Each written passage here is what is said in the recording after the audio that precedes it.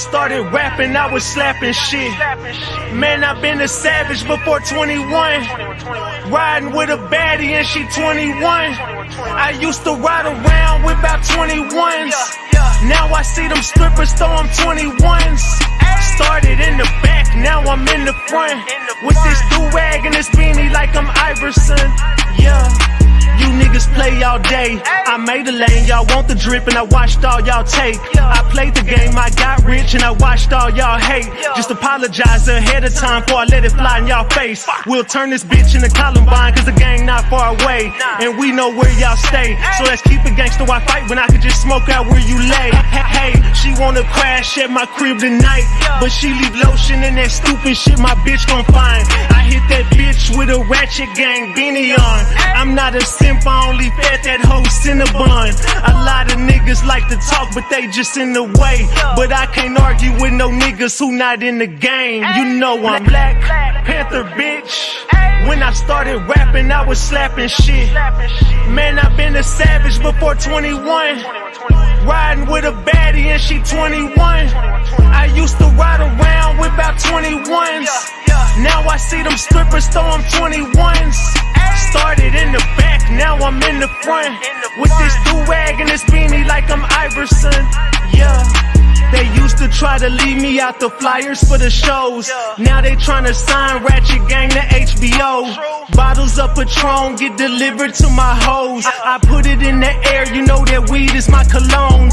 Phoenix never cold, no we not on the beach. I'm at a lake house with a hoe. And knowing she a thotty, I'ma call up 2 more. And they all going crazy with them pals of Gringo. And they just had 2 lines and they just did 15 more. And now they in the field and on their knees like Tebow, but that's the price of fame. So we both in the field, but you don't never play. Look, I'm a coach, you a player, boy, get out the game. You know I'm Black Panther, bitch. When I started rapping, I was slapping shit. Man, I've been a savage before 21. Riding with a baddie and she 21. I used to ride around with about 21s. Now I see them strippers throw them 21s. Started in the back, now I'm in the front. With this do-rag and this beanie like I'm Iverson. Yeah, the Black Panther, bitch. When I started rapping, I was slapping shit. Man, I've been a savage before 21. Riding with a baddie and she 21. I used to ride around with about 21s. Now I see them strippers throw them 21s. Started in the back, now I'm in the front. With this do-rag and this beanie like I'm Iverson. Yeah. Man. Get the likes up, gang. Get the likes up. I got one for y'all tonight. Hey, know I'm talking about.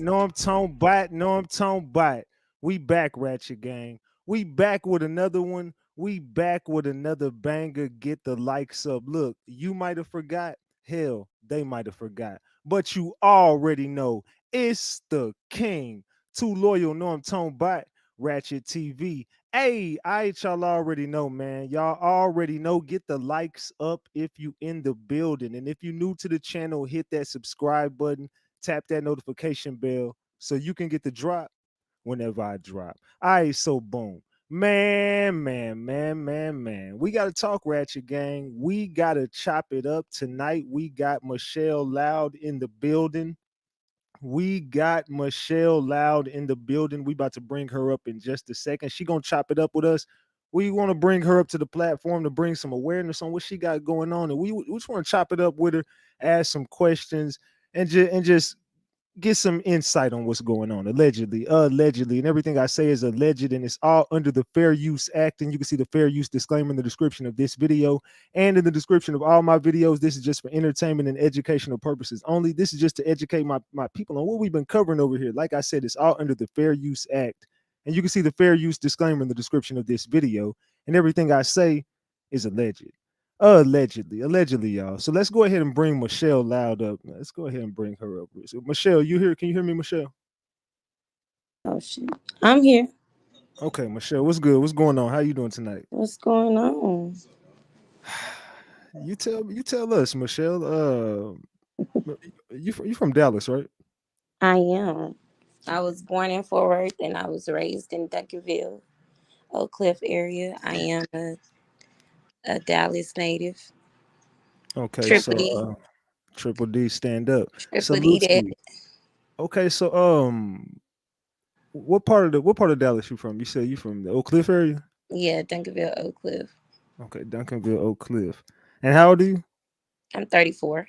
You're 34. Okay, okay. 34 years old. So how did you end up in like this situation? Like as far as like when did you meet Cora, TD? Who did you meet? How did you meet these people? How did you even come across these people? I met Cora when I was 10 or 12 years old. So I've been on them for a very long time. And I met her at the church at the Potter's house. Oh, so you were is your family like does your family know them? Yeah, my mom, my sister, my brother. Yeah, we all Okay. went to the church. So are any of y'all like still No, cordial? nobody, no, nobody goes to the church. Oh, no one goes to the church. So when's the last time y'all did go to the church? Years. Like, okay, Years. like 2 years. My youngest son is 7 years old, so years, So 7 years ago. years. I haven't stepped foot in the Potter's house in years, and I'm not talking a couple years. It's been years. So like 7, 10 years, something like that. Yeah, 7, 8 years. Okay, okay. And so your family knows TD and his wife Sarita and all that. Yeah, my family knows them. So is that how y'all like met? Do y'all like do business? Like I'm trying to understand like how do No, y'all we met. It is just as simple as that. We went to the church. I met Cora doing new members orientation, and we kicked off a friendship from there. And I was 10 or 12 years old. how was the friendship? Um, when I was younger, Yeah, like it you was you the grew up with her. typical. Yeah, it was a typical friendship for a young eye that couldn't see. So we were friends. I slept over their house. We did outings together. Like, it was a typical normal friendship outside of I wasn't exposed to or had the privilege to do a lot of things that they were allowed to or exposed to. So what was that you were doing that they were not exposed to? Like I grew up in a strict household, so it wasn't no boyfriends, it wasn't no, just certain things. Like I couldn't even listen to secular music growing up in my mama household. Like if it wasn't Whitney Houston, Anita Baker, Michael Jackson, somewhere in that genre, then I could not even listen to it. So, being a PK kid to their magnitude, they have a lot of access. It's kind of like growing up in Hollywood, a child growing up in Hollywood. So like Um, you talking about the Jakes family right now. Correct. So when So, you were around this family, what were you like exposed to with this family? I mean, they just had free will. I mean, they had their own house on the property. So like what would go They had, on? Like so what were you allowed to do there that you were not I allowed to mean, do? it wasn't about what I was allowed to do because I wasn't going to do anything that my mother wouldn't allow me to do, regardless of where I was at and who I was with or what I was doing. But I have experience with them. Like, they're just literally able to do whatever they wanted to do, um, without any repercussions or consequences. I think the first major thing that really made them start paying attention to what they were doing and not even really paid attention because all they really did was try to cover it up is when Sarah got pregnant at 13 and had her baby at 14. So is that what you were so is that what you mean by it was they were allowed to do whatever? Yeah, because they wasn't being watched like that. So They could roam the church however they wanted to roam the church. They could do whatever they wanted to do. so what do you mean wrong the church?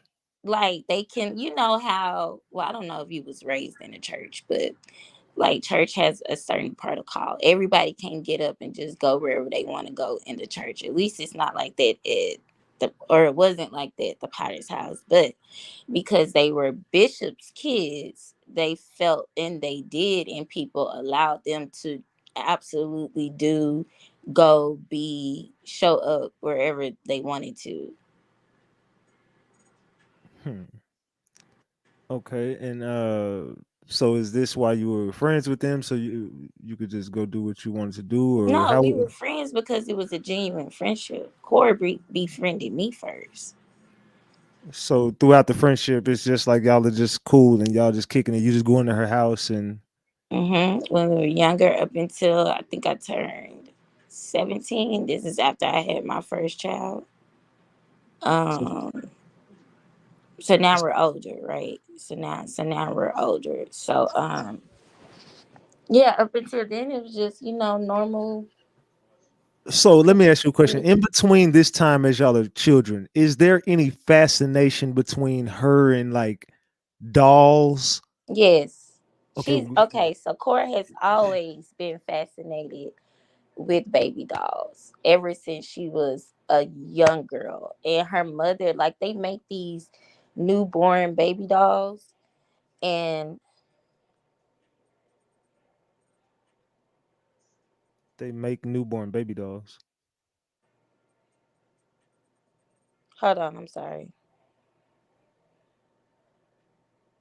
Okay.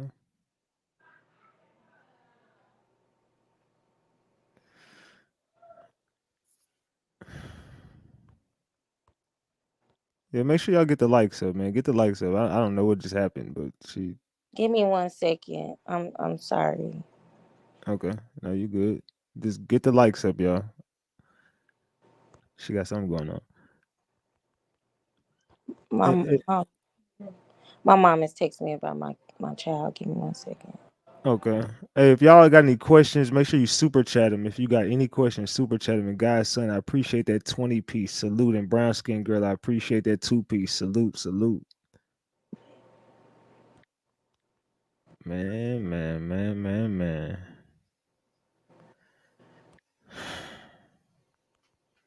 You good?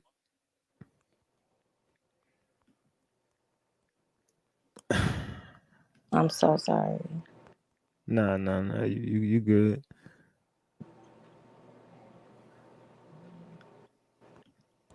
Yeah, it's loose. We almost got 2,000 people in here though, y'all. Let's go. Get the likes up. Okay, hello. Okay. Okay, so yeah, she has had um I'm sorry, but my mom has my youngest son right now, so she texts I gotta respond. Um she has always played with Barbie dolls, and First Lady used to buy her these newborn. They make newborn looking baby dolls where they look like a newborn, they feel like a newborn, like you almost can't tell them apart from a real baby and a newborn.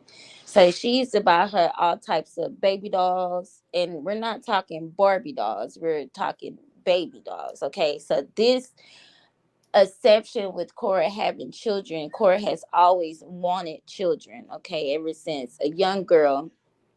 She would name her baby dolls her kids' names, but she wanted to her kids' names to be specifically this name, Nehemiah. Cora always wanted a son, and she had a baby doll and named him Nehemiah.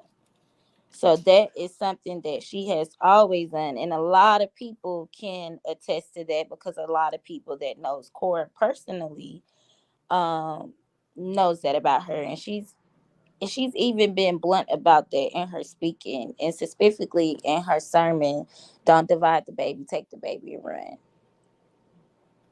Yeah, I heard them say that take the baby and run. What did they mean by that? She tried to give reference to that scripture in the Bible, or the parable, sorry, because it's a story.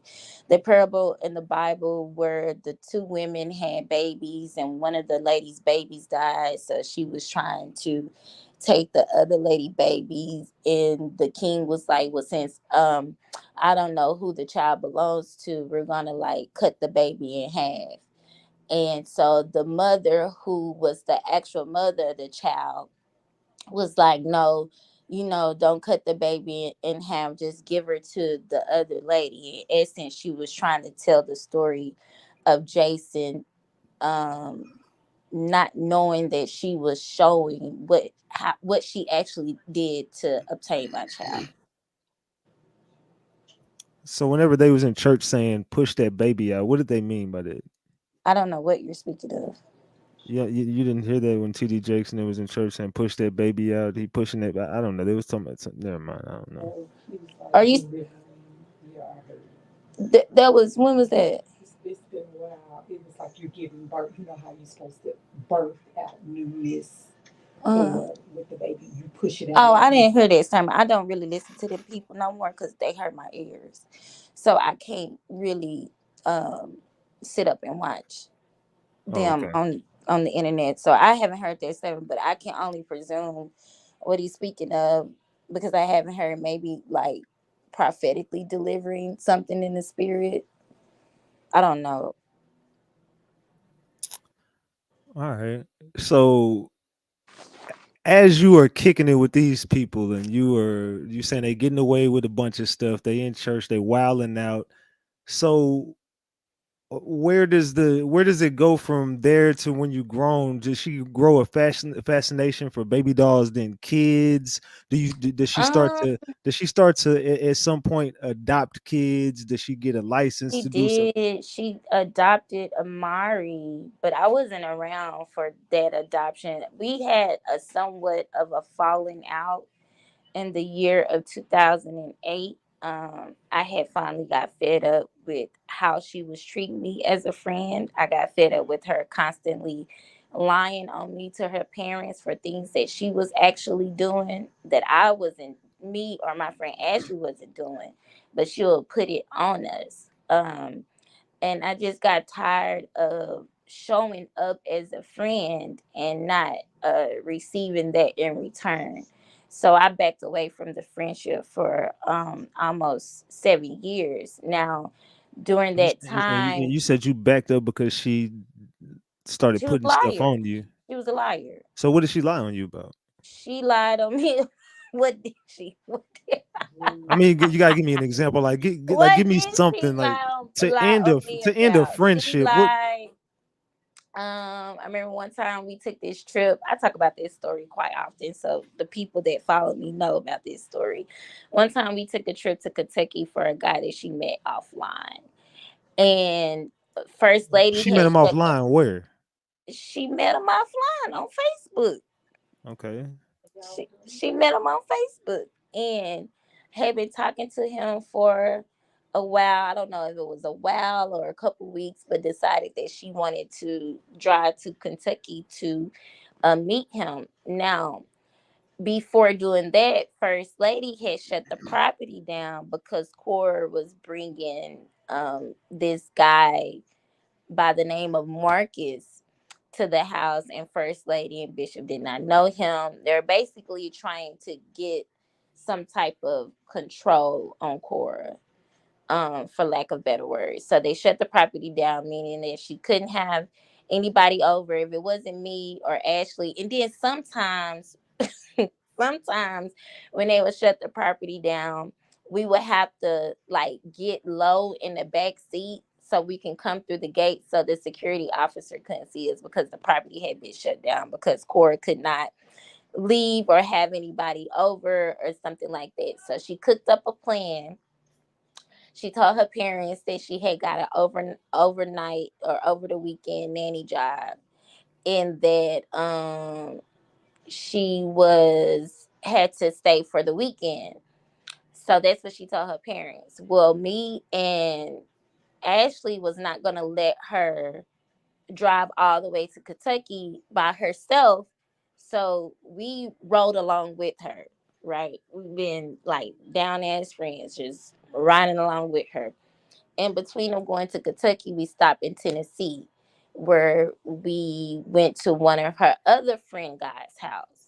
So we stopped there first, we spent the night there, and then we left and went to Kentucky. Wait. You saying friend guys? This the dude she was smashing? Is this? Yeah, I'm sure they smashed. Okay. But he was an ex. He was an ex. Oh my god. So So she's sleeping with her ex on her way to her new boo thing. correct, correct. Ooh, child. Okay. This is this, So is this this normal behavior from her? I mean, I mean, yeah. this is your friend. I mean, was this normal behavior for No, her to I be was a her friend. She was never my friend. I mean, yes, it was normal behavior. Cora has always sought love or sought attention in whatever way she could get it from a male counterpart. okay? So So y'all are out there. Okay, she's sleeping with this new so we out dude. I there, mean, with we this go old bit dude on the way to the new dude. Okay, I'm right. So following. we leave from there, we go to Nadu. We stay, well, couldn't find out. He lied about everything. So he tried to What do you make it mean? What seem do you mean like, he lied about everything? well, he tried to make it seem like he was this pastor of a church. Oh Lord. And once we got there, we're thinking we're at his church, but we're not at Oh his wait, church. how old was this dude? I don't remember. What I don't was he an remember older how. dude? If he's a pastor at church, he got to be an old. I mean, I would think. Well, no, so you have some young pastors, but I don't think he wasn't old like that. He probably was in his 20s. He probably was in his early 20s, mid 20s. He wasn't old like that. Okay, so he said he was a pastor of a church. Y'all get down there to We get there Kentucky. and he's not the pastor of the church. It's the church that he attends, and they're actually having a revival the same night we get there. Okay, so we go to their church, we leave from there, we hang out, we go back to his house, which we all thought was his house. Come to find out, it wasn't his house. He stayed there with his mom, but tried to make it seem like the Mm. mom was staying with him. Well, we stayed there that night. We get up the next So day. y'all still stayed there. Where'd y'all sleep at? He had like it was a 4 bedroom house, so So where it did was. Cora sleep at? Corey slept with him, Oh and my me and Ashley, we was in the god. same room. So he lied. So what? She still smashed. Okay. She still stayed, right? Okay. Because when Cora has taken a liking into you or like you, it doesn't matter, right? So we stay, and then we we leave from there. Now it's Sunday, so now he's like getting us up and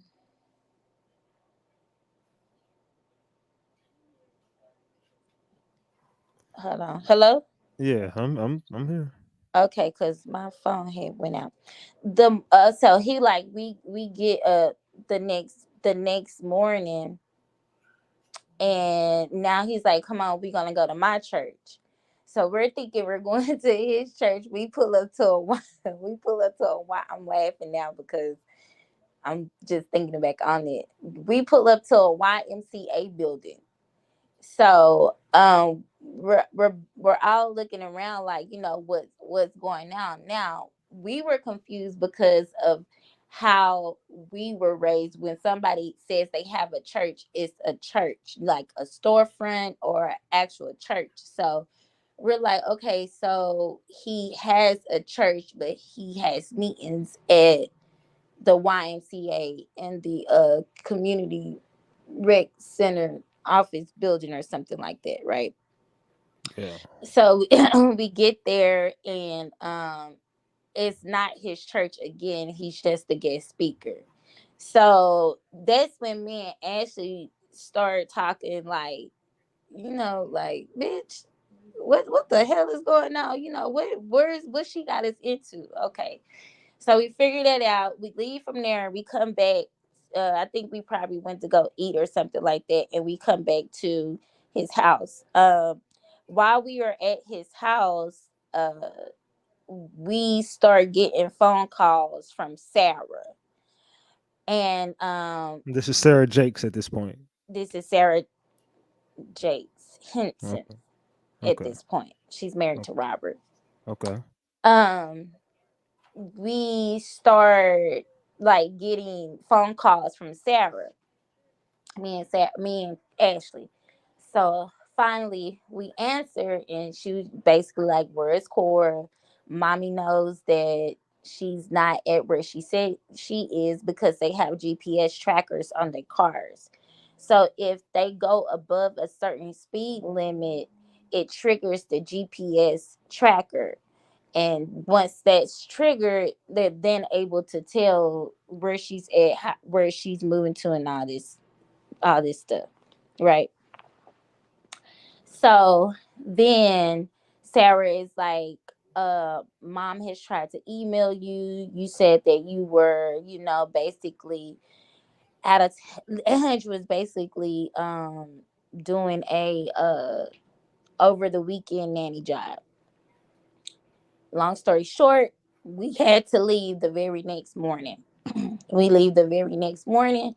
We make it back to to Fort Worth because that's where Sarah lived at the time. We make it back to Fort Worth. We go to Sarah's house. Now we're all Okay. upstairs. We're all upstairs talking or whatever. And then next thing we know, Sarah and First Lady comes. Before First Lady gets there though, Sarah cooks for us, makes us spaghetti and provolone cheese. Now I should have known. See, wasn't even connecting dots. Every time they finna do something shady, they always want to cook for you.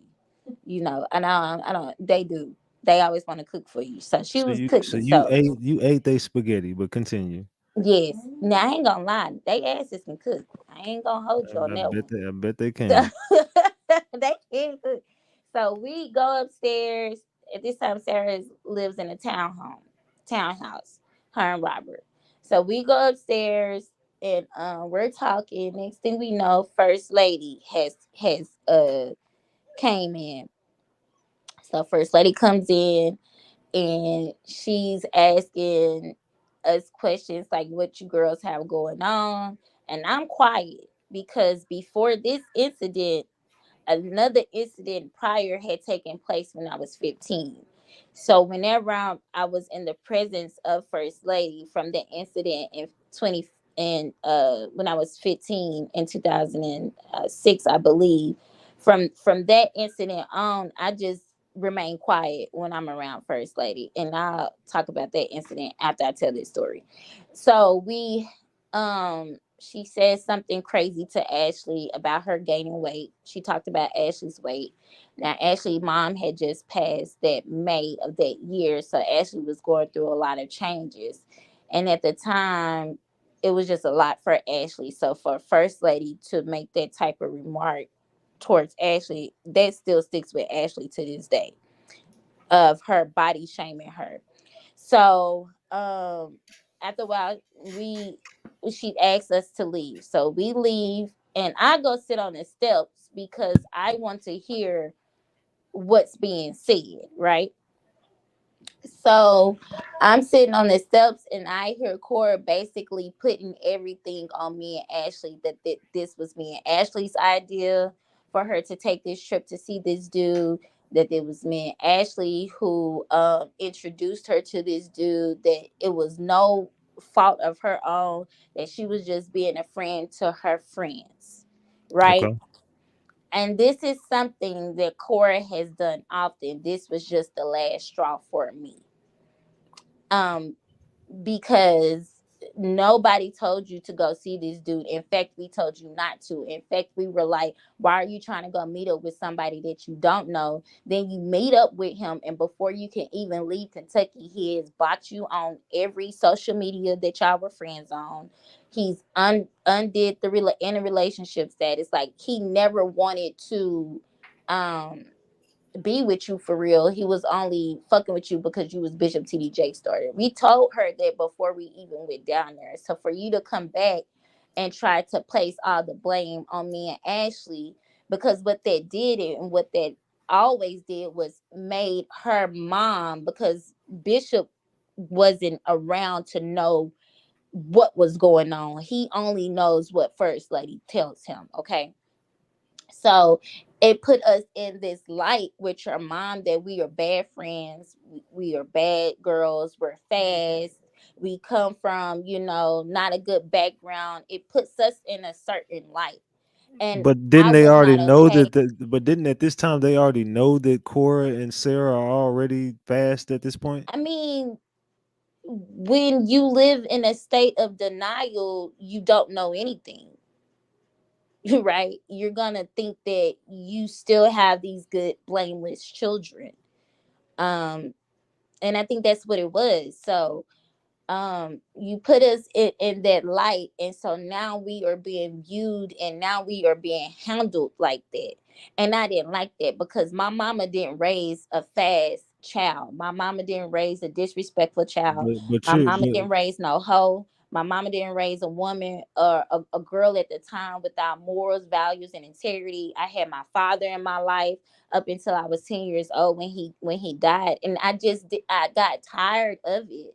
And so that for me was the final straw. I was like, I can't do okay. this So anymore. so at this point, when you cut off the relationship with her, how many kids do you have at this point? I only had one child. So you Did I got have a one child child? at this point. Yeah, I had one child, Anaya. Okay, you had one child at this point. Hmm. So moving forward, when you got one child and you cut her off for how many Before years? we move forward, I have to Okay. tell you about when I was 15 years old Okay, go ahead. Go to ahead. give context of why I said why I would be quiet around First Lady. When I was 15 years old, we went to Cora's prom, seen her and Sarah's senior prom. We get to the house, they do hair and makeup. It was me, BJ, Cora, and some of their other people. I brought my own dress. BJ brought her own dress, so they only did our hair and makeup. We're getting ready to take. We're getting. I have to exit out of this chat because I almost said something. Hold on, give me a second. Yeah, We're don't read get the chat.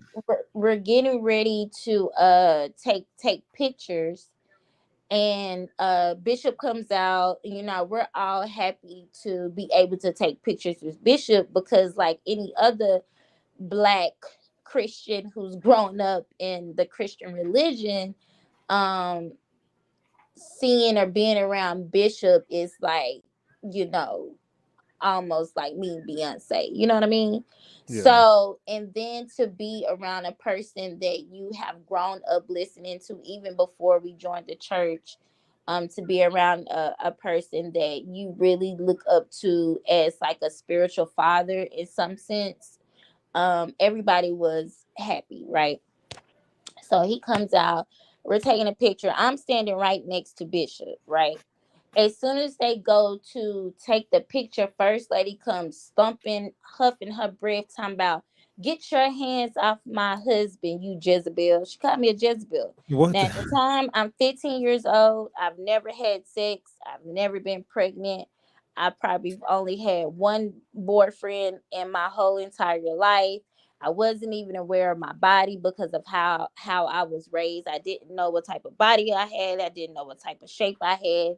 I thought that I was cute, but I've never just been a what is it called? A stuck up person, a stuck up individual. So I was very conflicted and confused on what she meant, a Jezebel spirit. And she came over there and she moved me from Bishop. That crushed me so hard. You know, I'm 15 years old. I really don't understand what's going on. And she treated me like shit the rest of the night. well, I We mean, had go that I'm gonna go ahead, continue, continue. we go to the prom. I try to have a good time at the prom, but I can't because I'm so overwhelmed with emotion. You know, I'm crying and this, that, and other. And Sarah and Cora them are not making it any better. They're laughing at it as almost as if it's normal for their mother to act that way, but it's not normal for me. You know what I'm saying? So that's the So question I have. Is that was that something like that ever happened like with the girl from the church or any girl that you knew with TD or I don't know. I don't know. That was my first time experiencing it.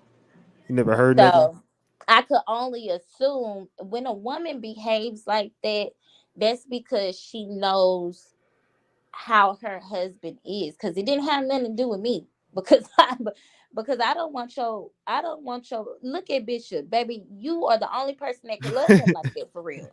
So is I don't want your I don't and I'm just being honest. I don't want your man, honey. And I'm not fast. I'm 15 years old, still a virgin. I'm not even looking at men or even boys in a sexual way. At that time, I didn't even know anything about sex. Okay, so for you to come at me like that, I was just so confused. And she treated me like crap the whole night. Then we went to the prom. We get back from the prom, and she tells me that I have to go, that I cannot stay on the property, and she tells the driver to take me home. So she sent me home in the wee hours of the morning. How'd you get home? The driver? The driver took me home in a limo, and as we're going, as he's taking me home, I'm sitting and I'm crying because I've been embarrassed. I'm embarrassed. I'm conflicted. I'm confused. I'm hurt. I'm distraught. It's really traumatizing because can still remember that to this day. And he was like, I know. He was like, I know you didn't do anything wrong, and sometimes first lady can get ahead of herself. Why don't you write a letter to her? And I don't know what's up with them with letters, but he was like, why don't you write a letter to her and just expressing how you feel, and I'm sure she will, find some, sense of grace or something like that. And I could just only remember, like, what do I need grace for if I haven't did anything? And so I went home and I told my mom what happened, and my mom was infuriated. She was mad, but then again, my mom was a minister at the church and all these other different aspects. So I don't think my mom escalated the issue, but my mom did pull me back a little bit from being able to hang out with Cora because of that incident. Somebody got a question for you. They say, is Cora the one daughter that took boys above the children's church many years ago? We were told that when we attended as teenagers. No, that was Sarah. Okay, that was Sarah. What is it? What do they mean took boys above I the mean, church? it's a spot, it's a space above, because really the Potter's house is 3 stories. Oh, Okay. so they used to smash in the church? Yes. Oh man. Yes. If y'all got any questions, send a super chat. So they used to smash in the church. Sarah and Cora, or just Sarah, or all the kids, or who used to smash in the church? I don't know about Corey smashing in the church, but Sarah definitely was smashing in the church. So she used to take boys in there. Okay. And I don't know if it was like boys as in plural, but it was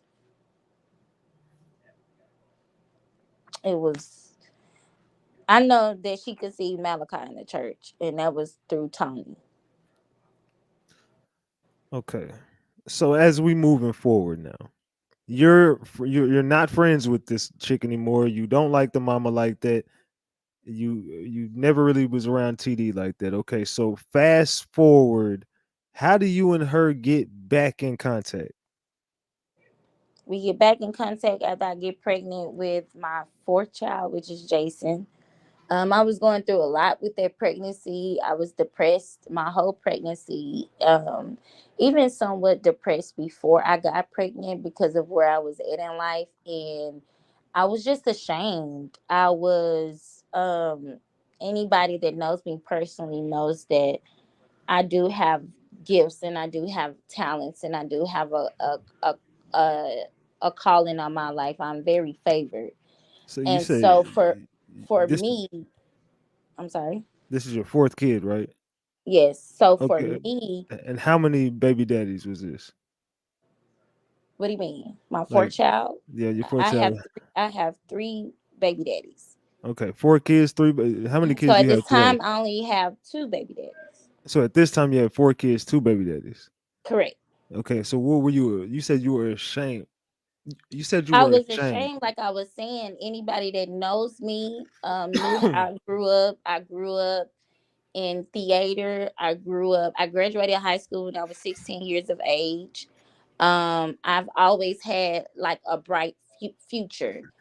So for me to now at that time be 20 something, pregnant with my fourth child, and just where I was in life, I was ashamed because I'm like, how did I end up here? Right. And so a lot of that took a toll on me. And including just things I was dealing with at the time. I was basically living with my brother, living with my sister, living with my mom. I had reached a very low place in my life. And the relationship with my kid's dad wasn't working out, and he had left me for a stripper, amongst other things, other layers. So it was just a lot for me. Me personally, I can't speak for anybody else's experience. Everybody deal with things differently, but for as me and how heavy it was for me, it was a lot for me. So then I go to the church picnic, Easter picnic, and Cora is there, and we see each other. And for me, it was just like a familiar presence, right? Because I know you. I'm in a space where I'm all alone. I'm in a space where I don't have anybody that I can talk to. I'm in a space where I am being uh mentally abused with games from my kid's dad. And I was in such a dark hole that I couldn't see myself getting out. And these are the things that I had told her in that embrace of seeing her after not seeing her for so long. I told her that I was ashamed. I told her that I didn't even want to be pregnant. I told her that um, I know that my father is not proud of me. I told her that I feel like the weight of the world was on my shoulders. I told her that I didn't know if I was coming or going. I told her that it's days where I don't get out of bed and I can't think, I can't function, and I don't know what to do. And that's when she grabbed me and she placed her hand on my belly and she prayed over me. And we exchanged numbers and she told me to call her if I ever needed her for anything. And that's how we got reacquainted. So at this point, you're reacquainted with her. You're telling her what you're going through. So at what point do you? Because I you said you signed an NDA with her. Hmm. What was that That about? was that was When did this take place? the NDA was signed, I think, in 2015, but it wasn't signed under the pretense of how she has it in court. It was signed because Cora had this great 28th birthday party, right? Mm-hmm. And in the party, she had a sit down and we were talking about a lot of different things that was going on in the church, out of the church. Even Jason, I believe, was brought up in that conversation. So before she started the conversation, Well, she hold on, wanted wait, wait. You're talking about a party, and why was your son Jason mentioned in this party? And I mean, it was a skill tactic. Now looking back on hindsight, what Cora was doing was creating paperwork just in case I probably, really realized what she was doing, that she wasn't helping me. Her only goal, the main but important, was to get. you're confusing me. You said you were talking about a party, and you were talking. So what was the purpose of the NDA? Like, what was the sole purpose for you and her sitting down and getting an NDA in 2015? It wasn't just me who signed the NDA. That's what I'm trying to tell you.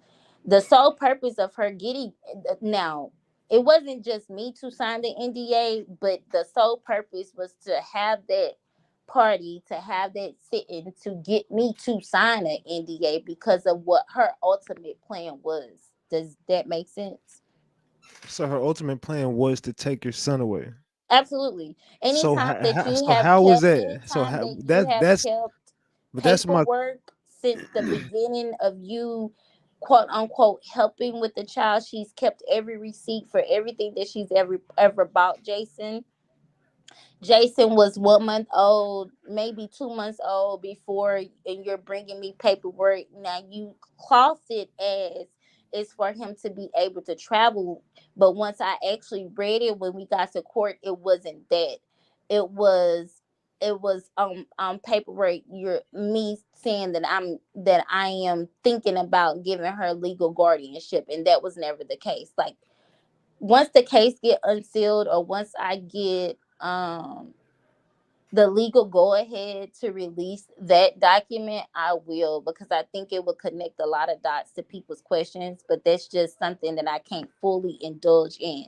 What I can say is that the NDA was only signed to get me to sign it because everybody there had already signed the NDA before. So then But how does that NDA have your how does that NDA get them to keep your son? Is what I'm the trying to NDA doesn't get you to keep anything. The NDA keeps you, prevents you from speaking. about what that's what I'm saying. Like what were The you NDA gets you from it, a non-disclosure agreement. I know what a non-disclosure Right. So agreement it is. That keeps is, you but from so speaking what were about you any it keeps you from speaking about anything that you've heard, anything that you've seen, and anything that you witnessed at the time of the but meeting. you're still speaking about it. Right, because I don't give a fuck. Because I want my child. Okay, so that's my point. So I'm at that point. I'm at you that point signed now. the NDA with these people. You Mm-hmm. don't care about the NDA. The NDA Mm-mm. had nothing to do with your son, right? Um, if you That's get see, to that's the part if that you I'm get so confused about. I'm asking you, what did you sign the NDA for? And you saying I signed the I NDA by the party and it had something to do with my son. So I'm saying, no, okay, no, no. so I said we were at a party. okay. Cora's grade 28, and this is how she got me to sign an NDA. I'm saying Okay, it so very. my question is, what was the purpose for you signing an NDA The with her? purpose for me to sign the NDA is so that she could have paperwork against me to use in court. That was her underlining goal. So Now she what? did But my not question to you, I'm hold on, saying to you, let what me get was it the out. She did not present it as that. What she presented it as was, oh, we are all just having a discussion here at my birthday party. In order for us to have this discussion, I need everybody to sign an okay? NDA. So tell me, what was the discussion about? Since we've saying fuck the The NDA, discussion was about a multitude of things, but in that multitude of things, because give me some examples. what I can say, because I am legally bound right now, is that discussion was of a multitude of things that But happened in that you're conversation. saying fuck the But NDA. but So in what right, was in that Green, hold conversation? on, I'm getting to it. Let me finish. In that conversation, outside of the multitude of things, and this is why I said what the underlining girt of what she was doing to get me to sign the NDA is, my son was brought up in the conversation. So what she was doing was creating witnesses uh to be able to witness an open conversation about Jason, that probably was conversations that her and I had, specifically conversations of how she had me sit in front of a computer and said that she could counsel me. So that was the main goal and purpose, to have witnesses to that, because the same people that was in that room that we had that conversation in and the NDAs were signed was the same people that were at the court when I was going to trial. Okay. So I'm still forgive me. I'm just wondering why y'all were at a party talking about your son and then you signed some.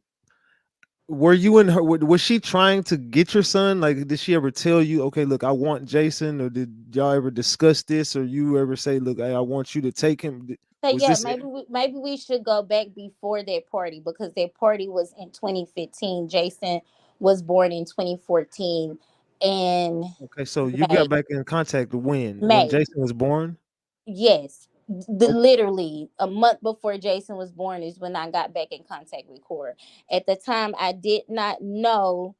At the time, I did not know that she couldn't have children. I did not know that she had had an abortion, which is why she can't have children.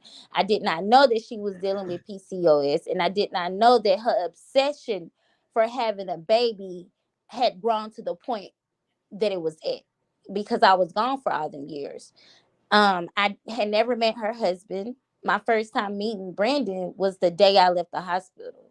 So I didn't know any of these things. So I'm thinking I'm coming into a situation where my friend is actually helping me, not knowing I'm coming into a situation where she's actually conniving a plan to get my child, because she said it in the clip that she did, birthing doesn't make you a mom. She said that when she saw my son, she knew that that was her baby, hers and Brandon's baby. So from day one, this was her golden plan. So what she did, including getting me to sign an NDA agreement, was create a paperwork trail that could uphold her lies and manipulation if I ever in a sense woke up and realized what was really going on. And she did, and she succeeded at it. Okay. So she succeeded at doing that. So what were the conversations like when she would talk to you about Jason, like when before this She party? would try to tell me, because mind you, Cora knows a lot of people say deepest secrets, but Cora knows, I don't like using that term, but Cora knows a lot of what I was dealing with, what I was going through, even when it came to family. And that they use your vulnerabilities, and they use whatever circumstance you're in or things that you've gone through over your head to manipulate you to do what they want you to do. This is how they operate, this is how they function, this is how they roll. So when explaining to Cora, because I was dealing with postpartum depression, which is something that you shouldn't even play with, right? Mm-hmm. I'm explaining to her, that I'm having these feelings of detachment, but the feelings of detachment, if I was properly, taken care of, the feelings of detachment is a symptom of postpartum depression that a mother has from the child. Not that the mother doesn't love the child, not that the mother doesn't want the child. It's just simply what comes with, for some mothers, postpartum depression. So while dealing with my postpartum depression, I dealt with detachment. Some mothers go into psycho mode and kill their baby. Some mothers go into psycho mode and kill themselves. It's different levels of how postpartum depression shows up in women and in mothers, right? Mm-hmm. So I'm discussing these things with her, just my thoughts on where I'm at in life, like, and she took bits and pieces of that to tell me that God told her that I didn't have my baby for me, that I had my baby for her and Brandon. And did you read that paperwork before you signed it? No, I didn't. You just signed it. Okay. I trusted my friend, and I know you're always supposed to read it, but I cannot make people understand my mind state at the time. Hell, I barely even understood my mind state at the time. At the time, what she told me it was for, I believed her and I Oh, signed it. okay. So then, how did she get your son in her possession? How did Cora was initially Jason's godmom, like his auntie godmom, right? So Okay. Cora was helping me with Jason. It was kind of like almost a baby mama, baby daddy situation is the best way I can describe it. Wait. She was your baby daddy.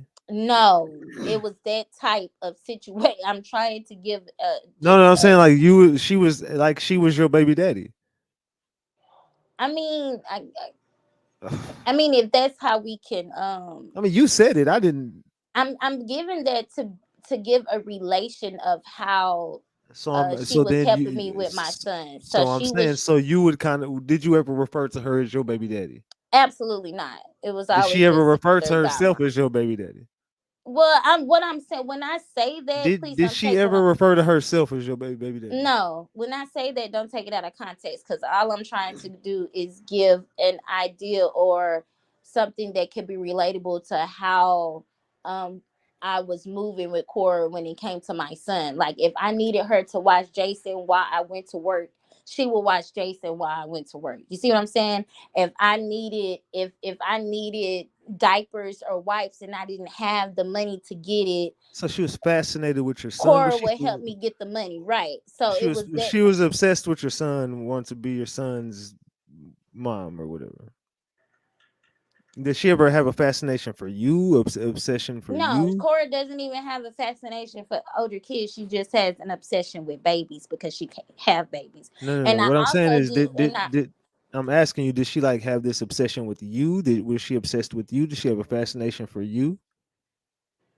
what you mean? Like, I Like, mean, no. Like, sexually? Like, what you talking about? like, I don't know. Did she have something for you as well as your baby, or was it just the No, baby she wanted? it was just Jason, honey. We don't even play them games. Oh, It was just Jason. It was just the baby.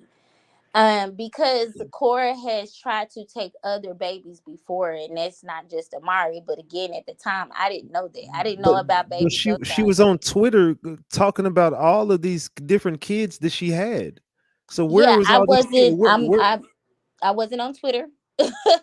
Okay, but where are these kids she said she I'm had? not really a social media person. The only reason why I am in the forefront now is because I came out with I put a name, not necessarily that I came out, but I finally put a name onto what I had been telling people for years.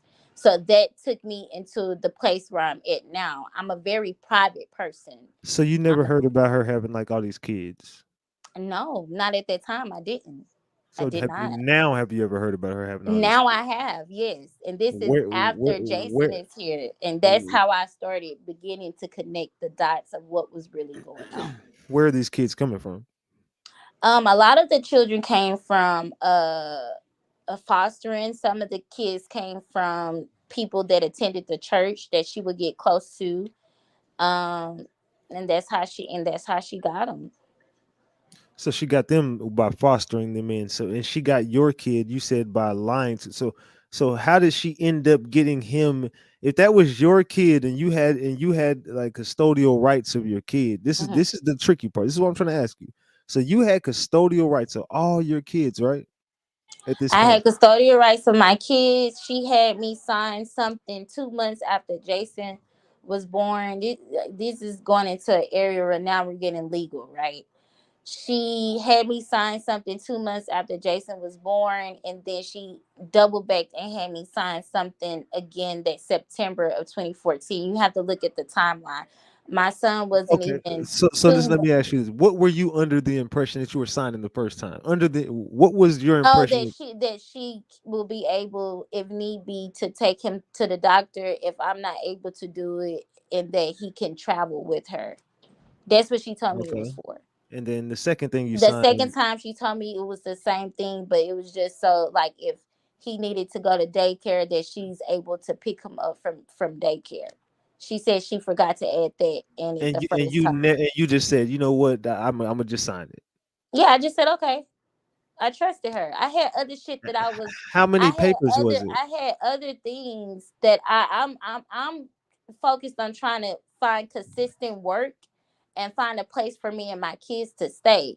So when she brought that to me, I wasn't it I'm not thinking, let me read this and make sure it is what she said it is, because So how old were your other three kids at this point? oh, Jason is 9 now. 9, 10, 12. So Jaden had to be 3 and Cree had to be 2. Okay, so you had two kids around the And same age. Anaya had to be 7, 8. Okay, so you got three other kids, but two of them are they're still toddlers. So why not? Why was it just Jason and They're toddlers and Jason is a baby. Okay, so that's a. Do you have children? I do, but I'm just trying to ask Right, you. and I know what you're trying to ask me, but you also asked me about something when I was in a mind state of dealing with postpartum depression. I get So that. I get a that. lot of things that were going on wouldn't make sense to a normal person not dealing with a mental illness at the time, whether it's temporary or permanent. I was in a state of survival, right? So I'm looking, or I'm trying to receive any help that I can get, because I am a single mom now of four children, but one being a newborn, which requires way more attention, way more time, and things like that. If I'm at home, I can't be at home taking care of a newborn and trying to work. You see what I'm saying? Yeah, So yeah. I needed help. My mama I would got you. help. My mother would help me with my oldest one, but I also needed help with my everybody's not gonna watch a newborn, Greg. Everybody's not gonna and that's a totally different ball game. So Cora stepped in, like, I would help you while you're trying to help, quote unquote, yourself. You see what I'm saying? Yeah. So when she brought something to me, I took it for what it was, because I thought that's what it was. I wasn't in the mind state I am now. Bitch, you better read what you sign it. It wasn't that. It was, I trust you because you know what I'm dealing with, because you even said that I was dealing with postpartum depression. So I'm trusting you, what you're bringing to me. Now, does it make it right? It doesn't make it right. Should I have read it? Yes, I should have read it. These are things that I know, but these are not things that I can change, and it doesn't negate the motive in which it was done. So did you and her ever exchange money? No, Never. never. She You never offered me done. money. That's another thing. What did she she offer you she money for? pressured me about adoption. She offered me money. She offered How much money did she offer you? $5,000 $5,000 to adopt your kid. to take my kid. And once none of that worked, she cornered me in her office and pushed me up against the wall and told me that if I didn't give her my son, that she would take him from me. And then shortly after that, they performed the exorcist on me. Wait. Stop. She got you in the office. She cornered you and she grabbed you and, like, by your shoulders, by your shirt. What? Yeah, by my shirt, threw me up against the wall and told me that if you don't give me your son, I'll take him from you. And that's exactly how she said it. sh- Okay. So then, what did you do? You just said. I mean, I was scared out of my mind. Again, I'm not the Michelle I am today. So So she freaked you out. she completely freaked me out. And Okay. then shortly after that, they performed a exorcist on me, Why would they perform an exorcist on you? because I was telling Cora I don't want to give my son up. I need help. Anytime she brought trying to adopt him, I was like, no, I just need some help. Well, how do you feel? No, Cora, I just need some help. She would send me videos of open adoption on Facebook all the time. And I kept telling her, I said, first of all, his dad is not even going to go for it. That's not what I need. I knew that I was not right well. And that's why I kept saying, I need some help. I need some help. And so she did the whole counseling me thing, telling me that she could counsel me. And I think that was a way to try to get me to believe her when she would say that God told her that Jason was my child. So when that wasn't working, that's when she cornered me in the office, freaked me out. And then shortly after that, she had the prophet Galena White come down and they performed an exorcist on me. Okay. So And how did they? You let them do this? I mean, we had went to church.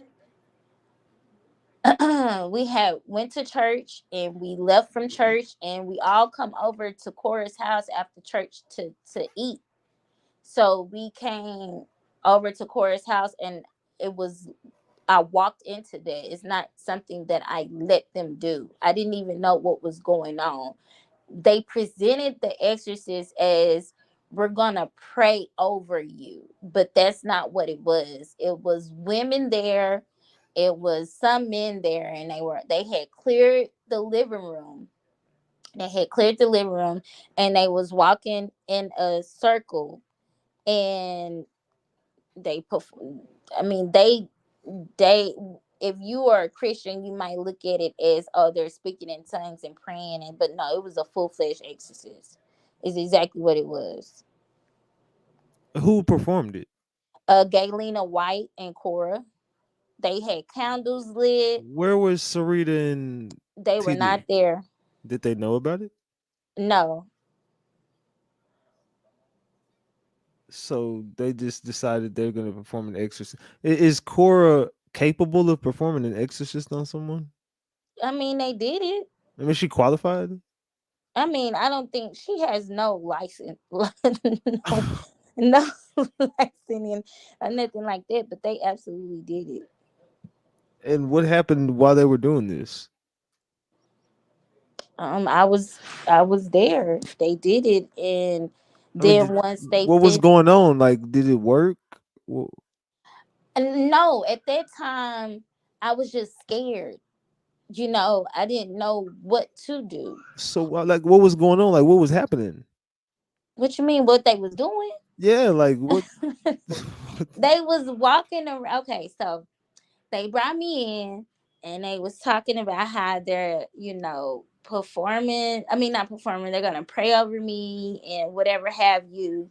And so I'm just like, okay. So they walked me over to the other living room because Cora had two living areas downstairs at their house. So they walked me to the other room, and in the other room that's when you had Cora's friends, what she called sissies, her sisters, and this lady by the name of Gay Lita. And so I get over there, and they was like, we're gonna put you in the middle. So they put me in the middle, and they started walking around me in the circles, speaking in tongues and praying. Dr. Gaylena White has her white clergy outfit on and everything like that, and they began praying and speaking in tongues. They had oil, they had water. What the Then fuck? they told me to lay down, and as I'm laying down, Gaylena is hovering over my body, speaking in tongues, like waving her hands from the top of my head to the soles of my feet, backwards and forwards. And then I had this ring on me, that I had. It was like a silver ring on my left hand, Yeah. and I got it after I had Jason, and this lady at the hospital had gave it to me. And she takes the ring off my hand, and she says, we cast out any doubtful spirit. This is so because God said it is so.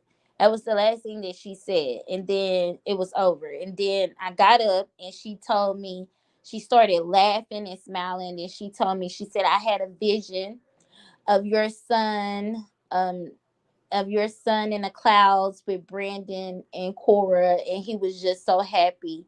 And this is my prophetic word to you, that God gave you that child for Cora and Brandon.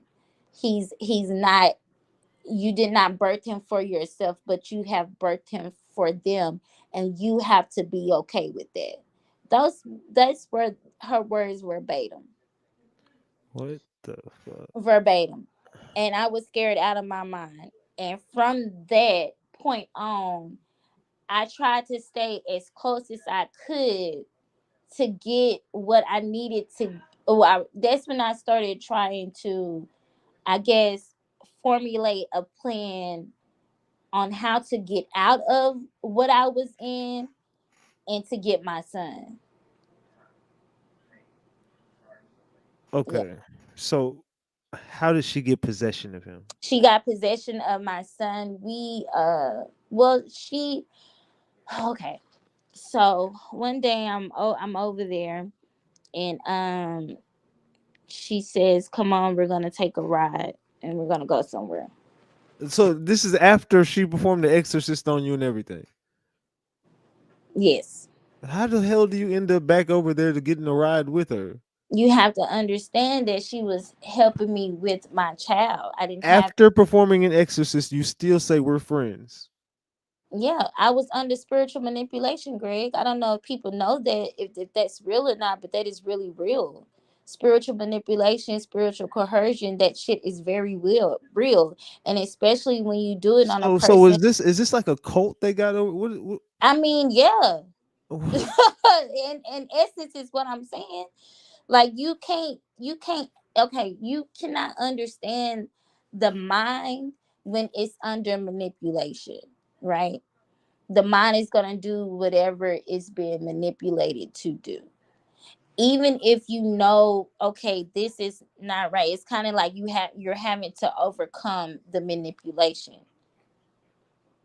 I don't know how Okay. to really explain it, but that's what it's like. So, um she says that she's gonna take me to we're gonna take a ride. So we go to Judge Faith office, and I didn't know what was going on. I know Oh on the Lord, car. Judge Faith. Here we go, Judge Faith. I know on the car ride there, it was just a lot for me, and she was just saying a whole lot of stuff. And so I we get there, and immediately I felt a heaviness on me. So we sit down, they get to talking, and they say, first, say Justin say, I know that we didn't get to talk beforehand, but um we're having it sit down so that you can sign your rights over. And I'm sitting on one side of the table, and Cora and Brandon are sitting on the other side of the table. And I immediately started crying because now I really don't know what to do, right? And so I just put my head down and I started crying. And at this point, I'm feeling like they're really forcing me to give my child away. And so we go through it. So she tells me, you know, Michelle, you looking like this is not something that you want to do. And I just immediately start crying and shaking my head. Cora gets up from the other side of the table. She comes over to my side of the table and pushes her hand on my back and tell me that I will do this and I shall do this, that I basically didn't have a choice but to do it. And at the table, that's when I signed my rights. Unbeknownst to me, at the So you time, signed over your rights? yeah, at the table. But at that time, it's not me. At that time, it's just a piece of paper.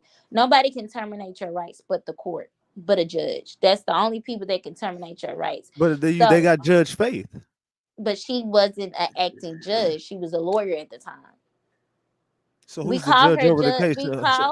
We call her Judge Faith because she was a judge before. So when we met Judge Faith, she was a judge. But at this time now, she's not a judge. She's an attorney. She's just an attorney. She's no longer an But active judge. was she the attorney over the case? She was the attorney over the case up until I took it to court. Once I contested what they filed in court, she then said that she could no longer represent Cora on the case because it would be a conflict of interest. And the thing is, it was always a conflict of interest, even from you writing up the paperwork to get me to sign my rights over or force me to sign my rights over. It was a conflict of interest then. At no point in time could you represent this client in court because you are a member at the church, you are a So board member at the church, and how close she is to the family. what year what year did you sign over your rights? That was in 2015. So you signed over your rights in 2015, and from that point on, she took possession of your son. Yes. Did Mm-hmm. she just take him out of your hands and just say he's mine now? Somewhat, yeah. And I tried to, and And you so did what? When she took him out of your hands and said he's mine now, what did you do? I mean, I cried. I felt emptiness. I felt like it was nothing that I could do.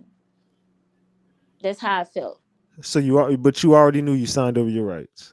Yeah, I knew that I did not willingly do anything, and I'm going to make that clear again. I was forced to sign my rights over. Where is So, Jason's biological father? he's here, and I'm not talking about him. I mean, couldn't he not help you? Is he on the birth certificate? No, he's not on the birth certificate. It's just you.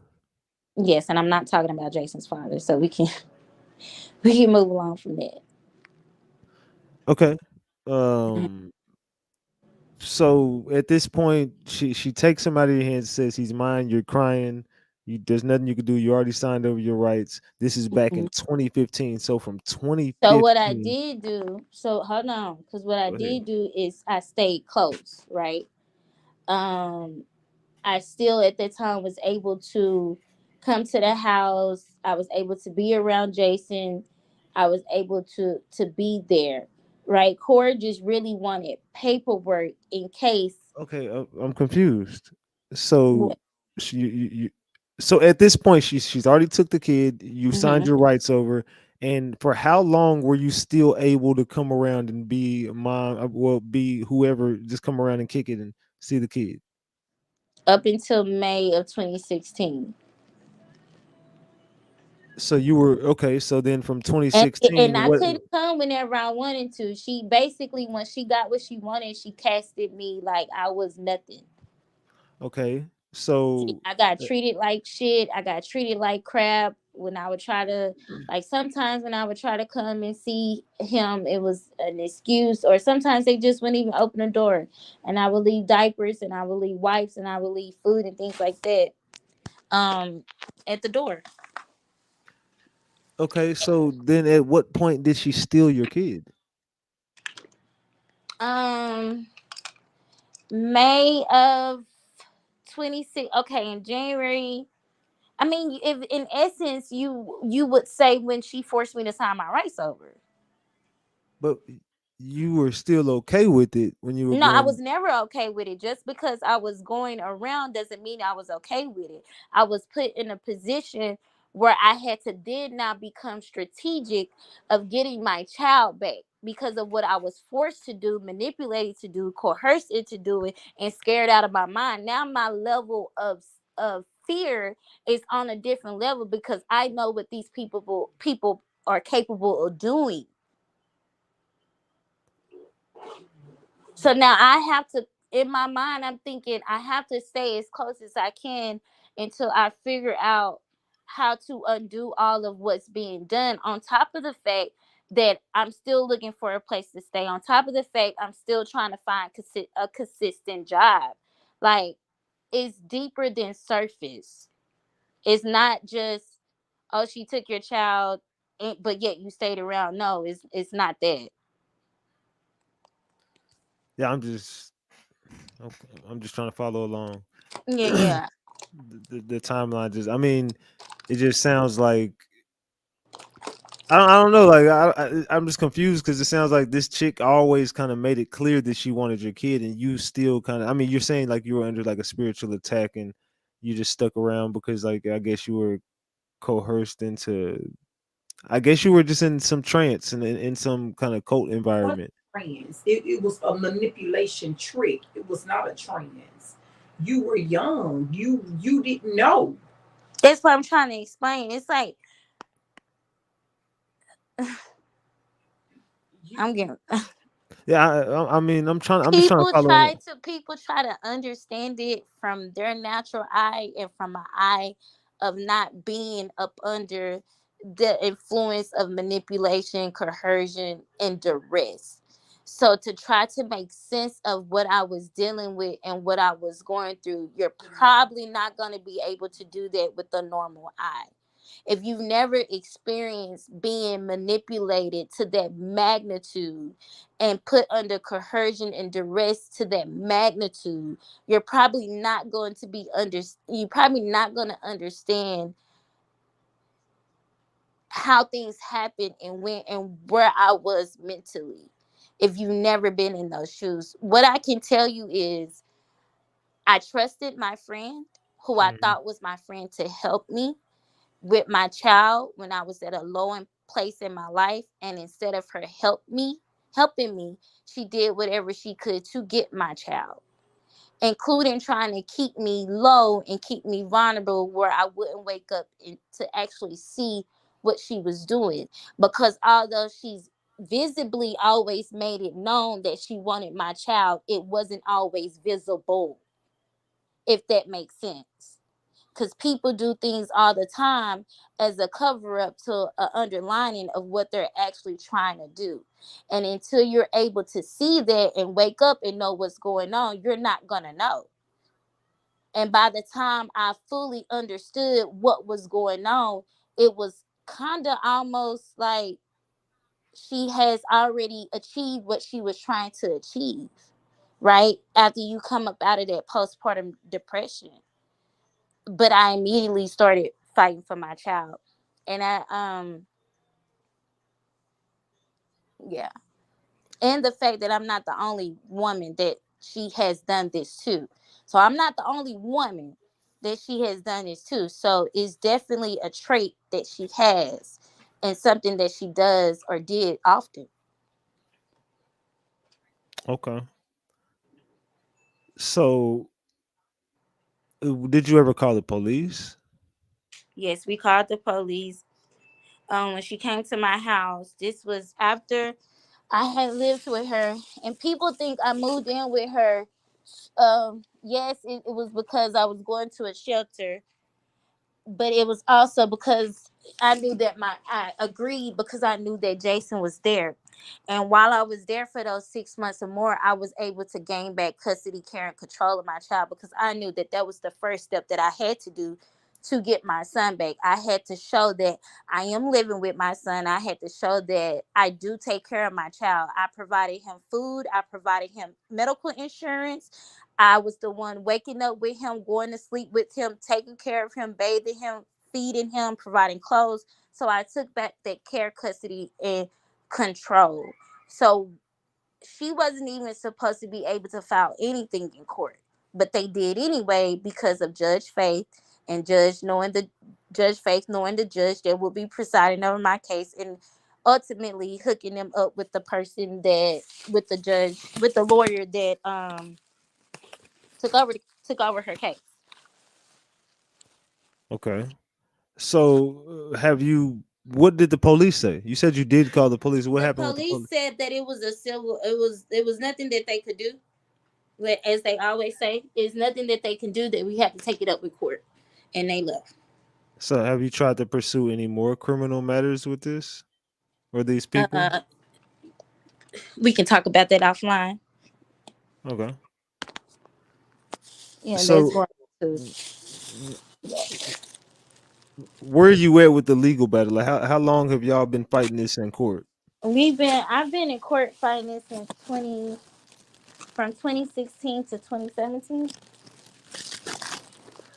So, since 2017, what's happened since then? Are you still in a legal battle with her, or are you?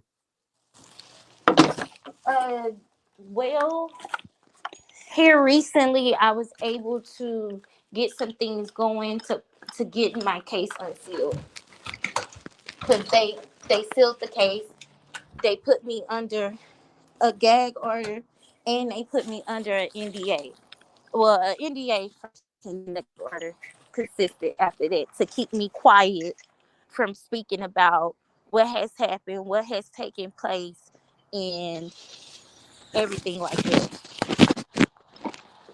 Okay.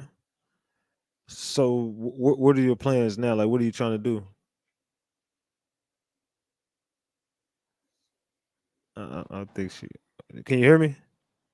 Yes. What did you say? I said, like, well, so what are Or your what's the plans now? last thing you heard me say? Now I heard My everything plans you now are said. is to get the case unsealed because that's the first step, so that I can prove getting the transcripts and everything, so that I can prove what they did and also prove how they broke the law, right? Because by law, a child has to be under the age of 18 for it to be I think considered I think we a lost her. child. She like walking or something. Hello? Yeah, I hear you now. There you go. See, by Okay, law, my a child should be. yeah, by law, a child has to be away 6 months or more from the custodial parent in order for you to. Baby, can I borrow your coat? In order for you to be able to file a parental termination, right? Yeah. And that was If I left the home in June, she filed in September. That's not 6 months or more. So off bat, she wasn't even supposed to, by law, be able to go to court and petition the court to terminate my rights for any reasons. That's number one. Number two, they suppressed evidence and told they suppressed evidence. And when we went to trial for the second time, it was a mistrial. When we went to trial for the second time, the judge was supposed to allow me to bring in any new evidence or any old evidence that I wanted to bring in, because now it's a trial. It's almost like it's a new trial, right? The judge did not allow that. That was a violation of my rights and a violation of the trial. Okay, so I need I need all of that. I need all of that. And those are just the two things that I can go into concerning that legal ground. So you said something else was going to end up popping up with this shit. What you mean? You said something else was going to come out. Oh yeah, it's a lot of things that are about to come out. And that's Um, about who? it's a lot of things that are about to come out about the whole entire Jake's family, About including the about the whole daughters, Jackson. including the sons.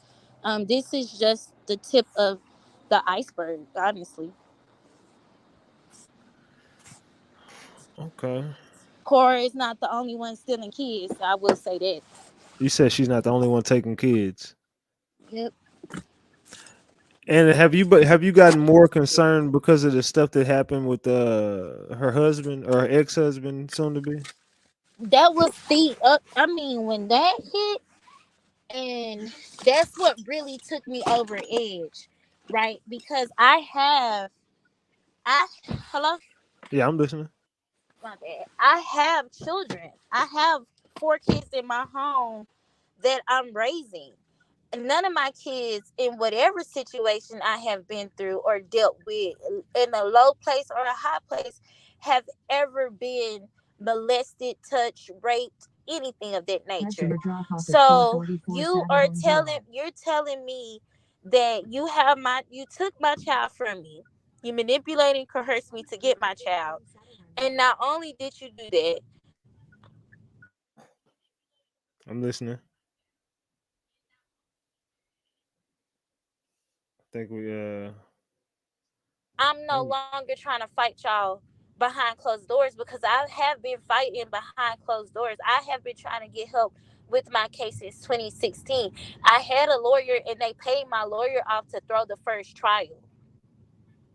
Literally paid him off to throw the first trial. Okay, so then I go into representing myself. So for people like, oh, you just start fighting. No, I've been fighting, even to the point where I decided that I was going to represent myself in court because I could not afford a lawyer, and that's how much my son meant to me, that I'm going to fight despite of.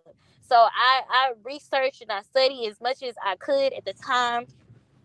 You know what I'm saying? And even the judge had to admit that I was one of the best pro se's in the court that she have ever seen. So to the people saying that I don't, just because I talk on here and I cuss on my lives, I'm gonna be me. I'm gonna show up as authentically me as I can be. But just know that I know my law and I know how to act when I get in the courtroom. I've had to represent myself fighting for my child, and I did so. You know what I'm saying? And even the outcome of the second trial, they even went they what the agreement was, leaving that courthouse is not what they put into the final order. So I've been trying to unseal the case, to get the final order, to get the transcripts, to get the audios from the court, because it's all there. It's all there. okay. So are you trying to get them prosecuted, or you just trying to get your son back, or do you want to see them like in I behind want bars? everybody that had a hand in illegally taking my child to be held accountable, from the judge to the lady in the front office that take care of the paperwork, from Faith Johnson to Jerome Stursky, who was the lawyer that represented me, the Jakes, Cora. I want everybody that had a hand into taking advantage of a woman who was just trying to better herself while dealing with postpartum depression and taking her child because you can't produce children, which Man, you man, then develop PCOS, and now you have to taking people's baby.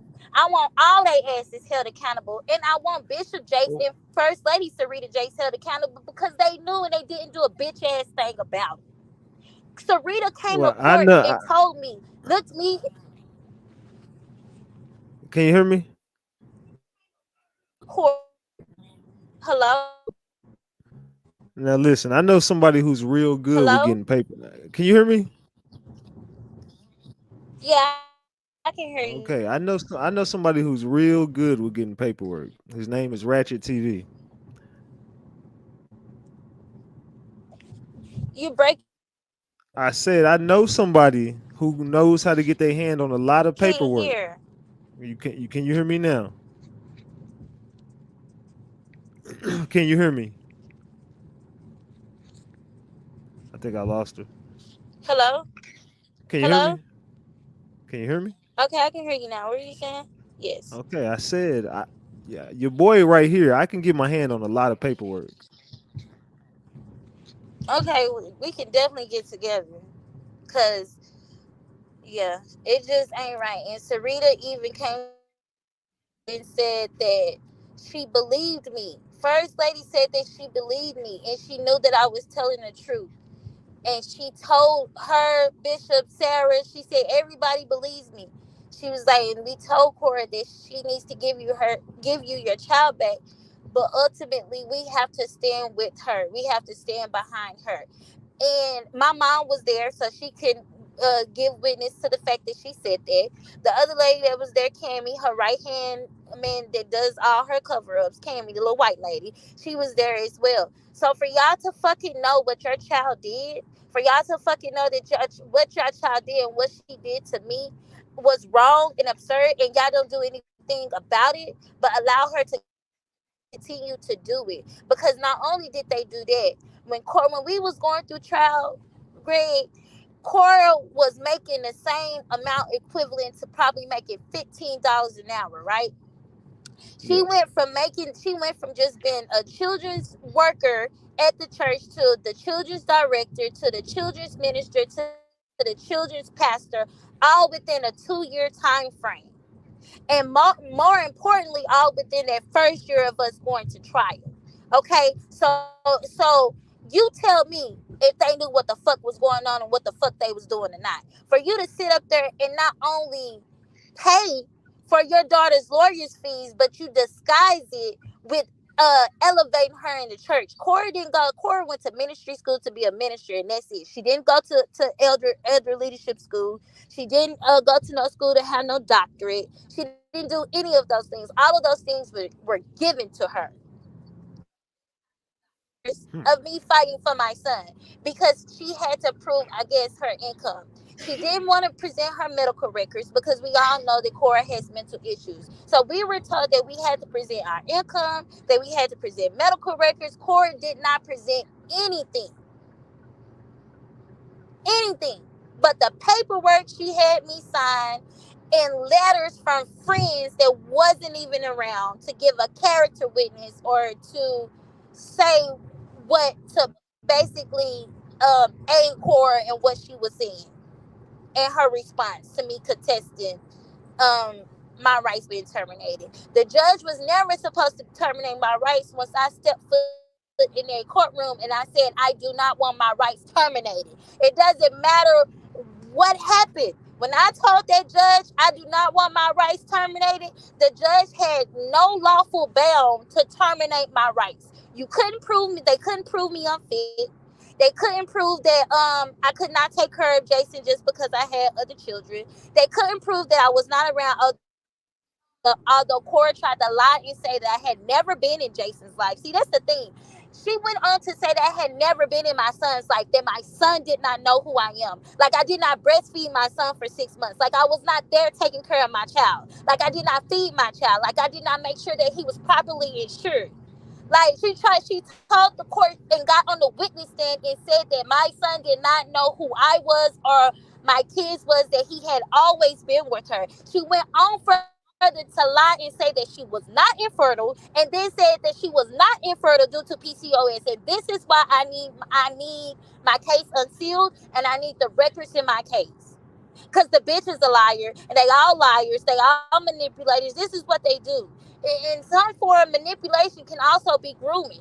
You groom a person to think how you want them to think, to feel how you want them to feel, to function how you want them to function. It's all a part of the game, and it starts from the head. It starts from Bishop T.D. Jakes all the way down. And Sarita, don't think that bitch is motherfucking is innocent. She got the biggest part to play in it all. She's the one that handles the cover-ups. They go to their mama when they want something cover up, when they want something to be dealt with. Sarita is one of the reasons why Amari's mom got deported back to Mexico. Hmm. Yeah, I heard about that. That's the same girl who ended up getting touched by that man, right? Yeah. And Yeah. like going back to that, that's what really took me over the edge, because I ain't now one of my kids that I'm raised. And I'm not saying I'm the world best mother, but god damn it, I'm a good mama. And I ain't now one of the kids that has been raised up under my roof has ever been in any type of predicament or situation, or even felt like they even had to lie and say some shit like that about nobody. So for you to take my child and then have him in a house with a potential alleged molester, according to y'all, a sexual assault, that sick me, and that's why I finally put a name on who the fuck I've been talking about for years. If you go back on my Instagram, if you go back on my Facebook, if you go back to 2016, if you go back hell to even 2015, you will see that I have been speaking out against this family. But it wasn't a name on it, but those closest to me knew who I was talking about. But when that shit came out with Brandon, it was gloves off at this point. I'm tired and I'm fed up, and I'm not finna be quiet. That's the day I said fuck a NDA and fuck a gag order. And if I'm lying, come sue me, and I ain't been sued yet. If I'm Hmm. lying, enforce the gag order and have me locked up, and I ain't nothing happened yet. I think somebody got a question for you. Drea, unmute your mic, Drea. Being a good mama does save a child. Hold on, Greg. Being a good mama does save a child. Because if you're a good mother and you're good to your children, first of all, because that's your responsibility. That's your responsibility. Don't ever tell somebody being a good mother does not save a child. It does save a child. There's a lot of children out here saved because they have good parents that do right by them. They treat them right. They raise them right. They love them right. They care for them right. They fights for them. So don't ever fucking tell me being a good mama doesn't save a child. Because whether I have my child today or I get him 2 years from now, I'm still gonna save my child and be a good mother while I'm doing it. Salute to you. Hold on 1 second. Somebody up here got a question. Drea, go ahead. Good evening, King. Good evening. Um, I want to say hello to the young lady. I want to say, speaking from my heart, and I think I've said this to you before, mothers don't leave their children for no reason. I'm not saying that she gave her son away, but I know people um, with Cora's history, with the with the with the thing is wanting a child, whether they can conceive or not. You have to be careful who you call your friends, but her being the young lady she is, all of us have been young women. I see a lot of the chat going on. A lot of people can't point fingers at her if you have not been in her shoes, been in the situation that she's been in. She did the best she could with what she had at the time. We as mothers, good or bad, only know what we have been taught or shown. This is a very sad case for her. This was one friend taking advantage of another friend. Her friendship to Cora went further than just girls hanging out, doing mischief shit. It went because she had sympathy for her situation of not being able to bear children. So That's a gift she holds too because she has other children and her friend can't have them. So for her not to read and trusted her friend in signing something, she did that from her heart. She did that in helping a friend who could not bear children. She did that from her heart, not knowing that it would come back and smack her in the face. So I wish some of the people in the chat would just let up off of her. There should have been an attorney there to sign papers behind her that they never, it don't sound like they ever told her that she had to have. That one attorney could not represent the whole room. It was a conflict of interest from the start. That is a friend who needs psychological help and sound like they need some real spiritual help. But it bothers me in my heart of heart for the mom and dad to sit there and let that go through. And I think it went through because the kids know more about their situation that they'll never speak on because of what they stand to lose. But what's done in the dark, it will come to the light. Look at what's Yo, happening to the family now. Salute, Tria. Thank you. All right, gang, go ahead, Dion. What's up? Hold what on, hold don't on. come What's out? up? Tay, what you got going on, man? What's up, Tay? What's good? I had a couple things I was gonna say. First off, my advice to Michelle: get you a legal attorney. You know what I'm saying? Get you a representative, somebody that can talk to the people for you.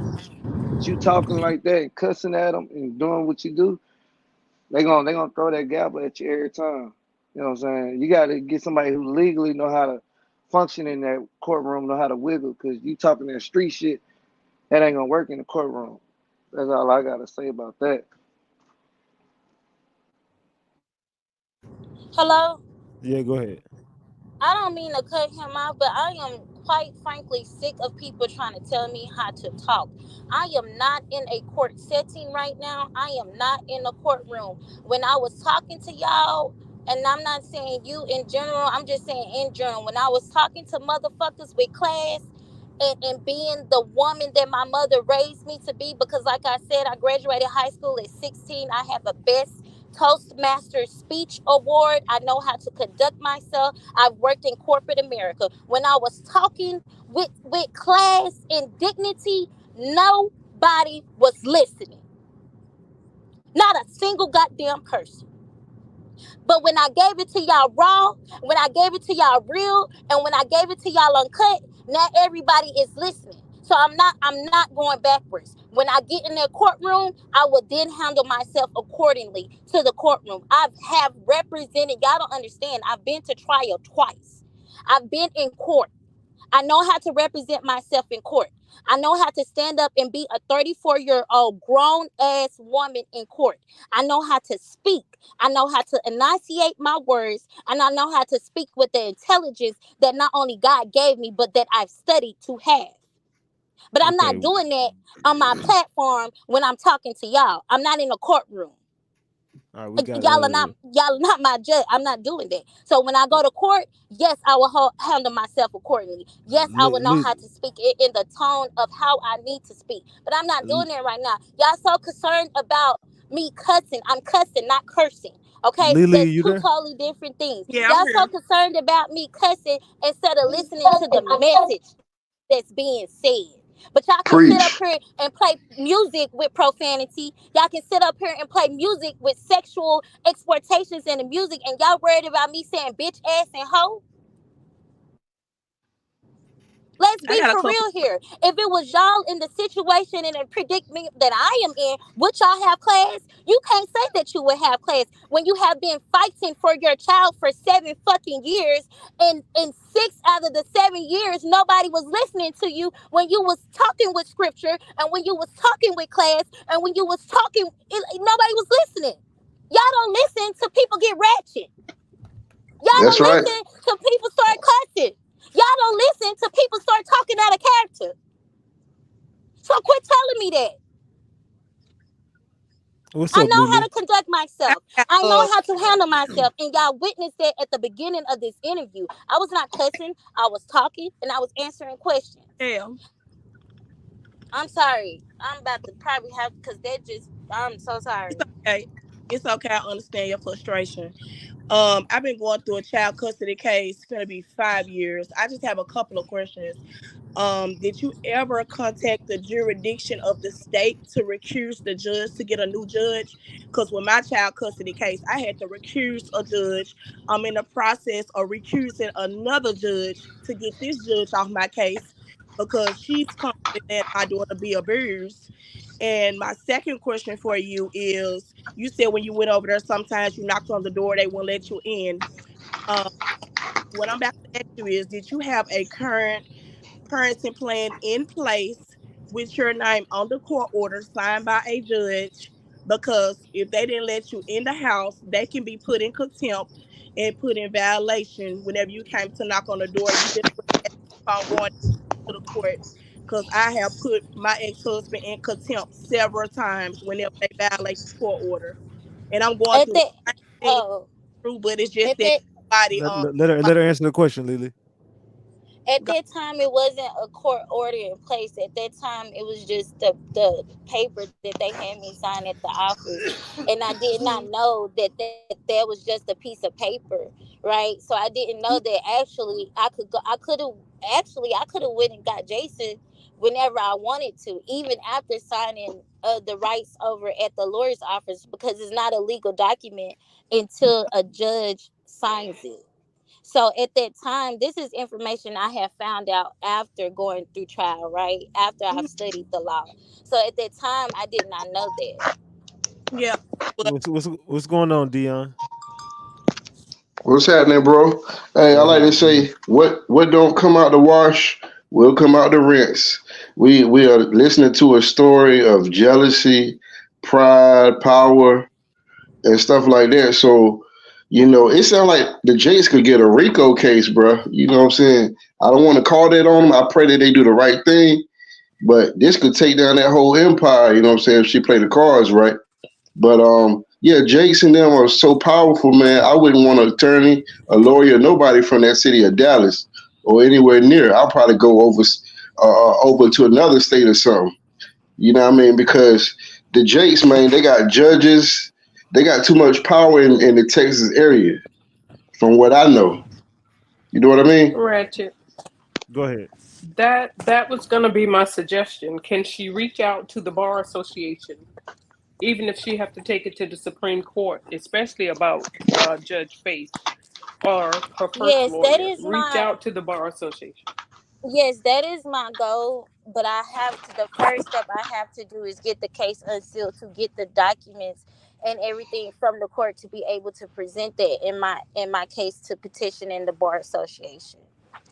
Write a You letter know, to your Congress. you walked into the right place because we could definitely help you get that shit popping over here. Yes, Hey, that is the main Write a thing. letter to your Congress. Write a letter to Right your there Congress. to You my don't have to Congress. wait. You don't have to Hold on, wait. I gotta write this Whom, down. whomever you voted in, they there to serve you. yep. You don't have to wait. You do not have to wait. Don't let them tell you you have to wait.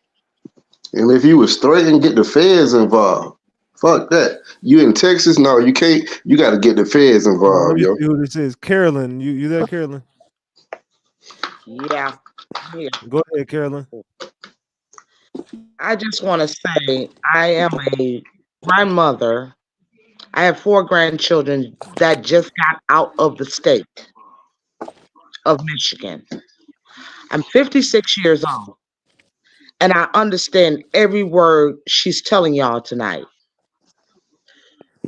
What you don't understand is when you're trying to represent yourself and you know that your situation may look messed up to other people under the conditions that you have been through, you don't understand she's going up against a power that is so deep and they have law and they have to word things in order for you to communicate with them. She came in there as a mother being hurt from a child being snatched from her. How she got in that situation, it doesn't even matter. she understood the assignment that something in her heart and spirit told her that that situation wasn't right. When she realized she had to fight for her child, she did everything that she could mentally or emotionally do to get her child back. I went through that with my grandsons and my granddaughter. The state took them away from my daughter that suffered from a mental illness. And because I was her guardian, they Okay, chose to give one of my grandchildren to the father that was worth that really physically, emotionally, and mentally I abused my grandson, and he's 15. Carolyn. Okay, I got you. I got you. I'm with you on that. I feel you. We got to keep it going though. I feel you on that. This We is I'm Ratchet just saying, TV. just listen to the sister. Just listen to the sister. 'Cause she don't have nothing to Carolyn, lie about. I got you, Carolyn. I got you, Carolyn. I'm with you. I'm with you. Trust me. All We right, see all eye to eye. right. Since I'm with you, I'll be contacting you. Ratchet, Salute, I'm Carolyn. gonna step down. You keep doing what you're doing, and sister, you keep your foot on their neck. Don't ever stop. I don't care what nobody tell you. Don't ever stop. Don't Salute, never. Trey. All right, hold on. I got Candace. You there, Candace? I'm here. Can you guys hear me? I hear you. Are you Okay. there? Who is that? Latoya, you there? I'm here, Ratchet. Okay, Candace, go ahead. Hey, everybody. So I just wanted to come on here and say Michelle is my sister. Okay. I have been following Michelle since she first started telling her story. And the only thing I want to say, because I'm reading the comments, I'm hearing what everybody is saying. And a lot of people, oh, they have all these questions. I had the same questions, the same exact questions when I first ever heard her story. But I'm going to tell you this. This girl been telling her story since the beginning. And if you really, really go back and look at the videos and listen to everything she said, not one detail of her story has changed. Mm-mm. Everything that she has said has been fact checked. You can go back and follow the facts and get to the bottom of everything that she's saying. Nothing that she has told so far has come back and been different. So I say all of that to say, like, people want to worship the Jakes because of who they are and idolize them because of who they are. But at the end of the day, they put their pants on the same way you do and bleed the same way you do. Them people are people too. And nobody is exempt from the wrath of God, and nobody is exempt from from life. So if you're gonna be a support of somebody like this, be a support. If you just gonna spectate like people normally do, then spectate. But at least hear the whole story and actually follow the details and follow the facts. Because people want to believe TD Jakes is I just, can't oh, he can hear. never do that. And he's human just like everybody else. Salute. Latoya, what's up? Hey, Ratchet. Shout out to the gang. Um, I tried to get you in tune with this back when you were covering the Alexis Ware story, because it was so much that she had put on display. It's actually sad, and it's a lot I want to say. But Michelle, one thing I want you to tell them right quick is tell them what happened recently when you planned the birthday party for Jason. And before I get off, I'm gonna tell you I love you. Keep fighting. We're gonna stand right with you in the gap because all this shit gonna come to an end soon. I love you. Lisa, thank you. Okay, so what happened? Is Candy gone? Okay, y'all should have kept Candy on here. I think Okay, her so connection, she can call back in, but her connection said it was disconnected. So Candace, call back in. okay, so what happened? Okay, so before May of this year, I hadn't seen Jason since 2018. August of 2018. I hadn't seen my son. I haven't talked to him, hadn't heard his voice, didn't know his whereabouts, didn't know if he was okay or not, right? Because Cora had blocked me and Bishop had blocked me, First Lady had blocked me. I had been blocked for years. So in May of this year, after Cora allowed me to speak to him November of last year, and we kind of kept up a been able to talk to him and FaceTime him.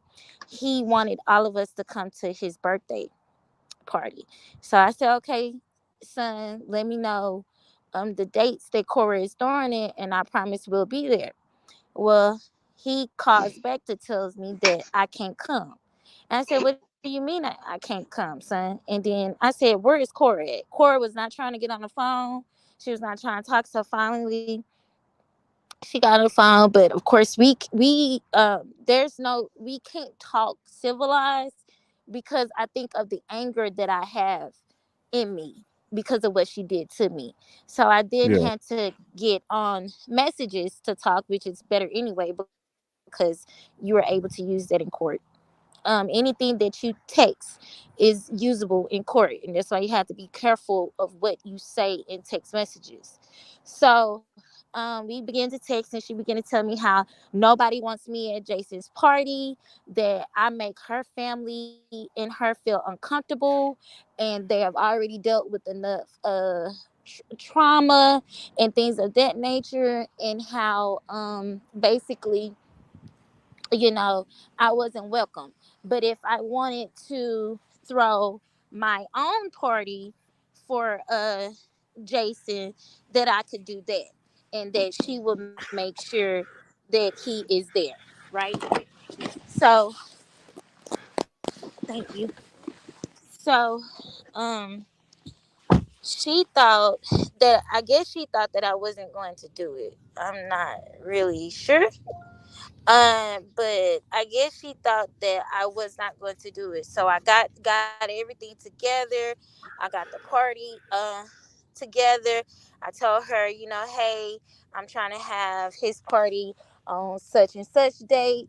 These are the only, by the time she got back with me to confirm that the date was okay, it was only one time slot available, which was a 9:30 time slot at night, because we went to the battlefield, the Nerf Battlefield War Arena, right? So I'm like, is this time okay? I can't move it to another day because you took too long getting back to me. She said yes, that it was fine. I said, Cora, now the time is from 9:30. Hear me. It is from 9:30 to 11:30 p.m. at night. I'm reiterating this because I don't want any excuse coming up and she not bringing my child, right? So she says, hello? Yeah, I'm listening. Hello? I'm listening. Okay, so she says he will be there. I'm like, okay, so boom. Now Jason had already sent me a list of what he wanted. He wanted some Air Forces, he wanted some Air Forces, he wanted he wanted a basketball goal, he wanted a motorbike, he wanted some Crocs, he wanted some Roblox bucks and some V bucks, okay?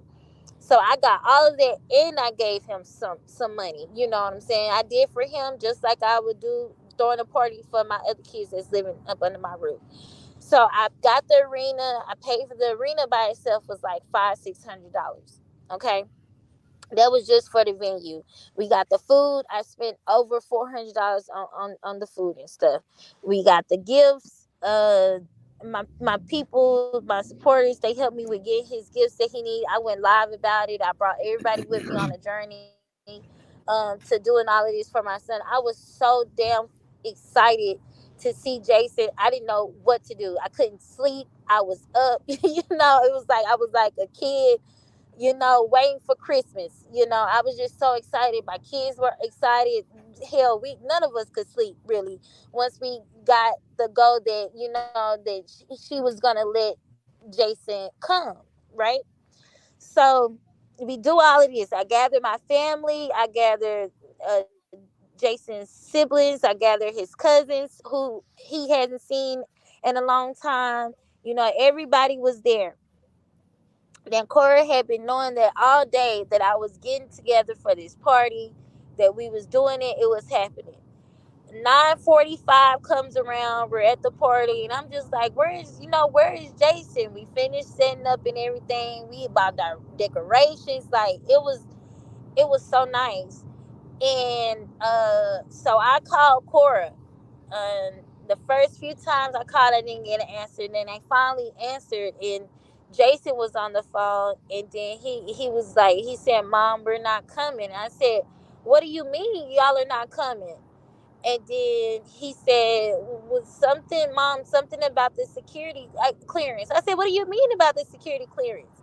And I said, "Where is Cora? Put Cora on the phone." So Cora gets on the phone. I said, "Cora, what do you mean Jason is not coming? Why would you have me do all of this and not bring him?" And she says, "Oh, we couldn't get the security to clear it. The security wouldn't clear it." And I said, "What do you mean the security wouldn't clear it?" And it's like, for me, it's like, do you not remember that I grew up with you? Do you not remember that I know how y'all security work? The security works for you. The security goes wherever you tell them to go. The security does whatever you tell them to do. It's nothing that you have to clear through the security when you're the head of the security. And Hmm. that's all she just kept saying. Come to find out that she did not bring my son to me, but instead I think Sarah had a speaking engagement the same night or whatever. They went to Sarah's speaking engagement.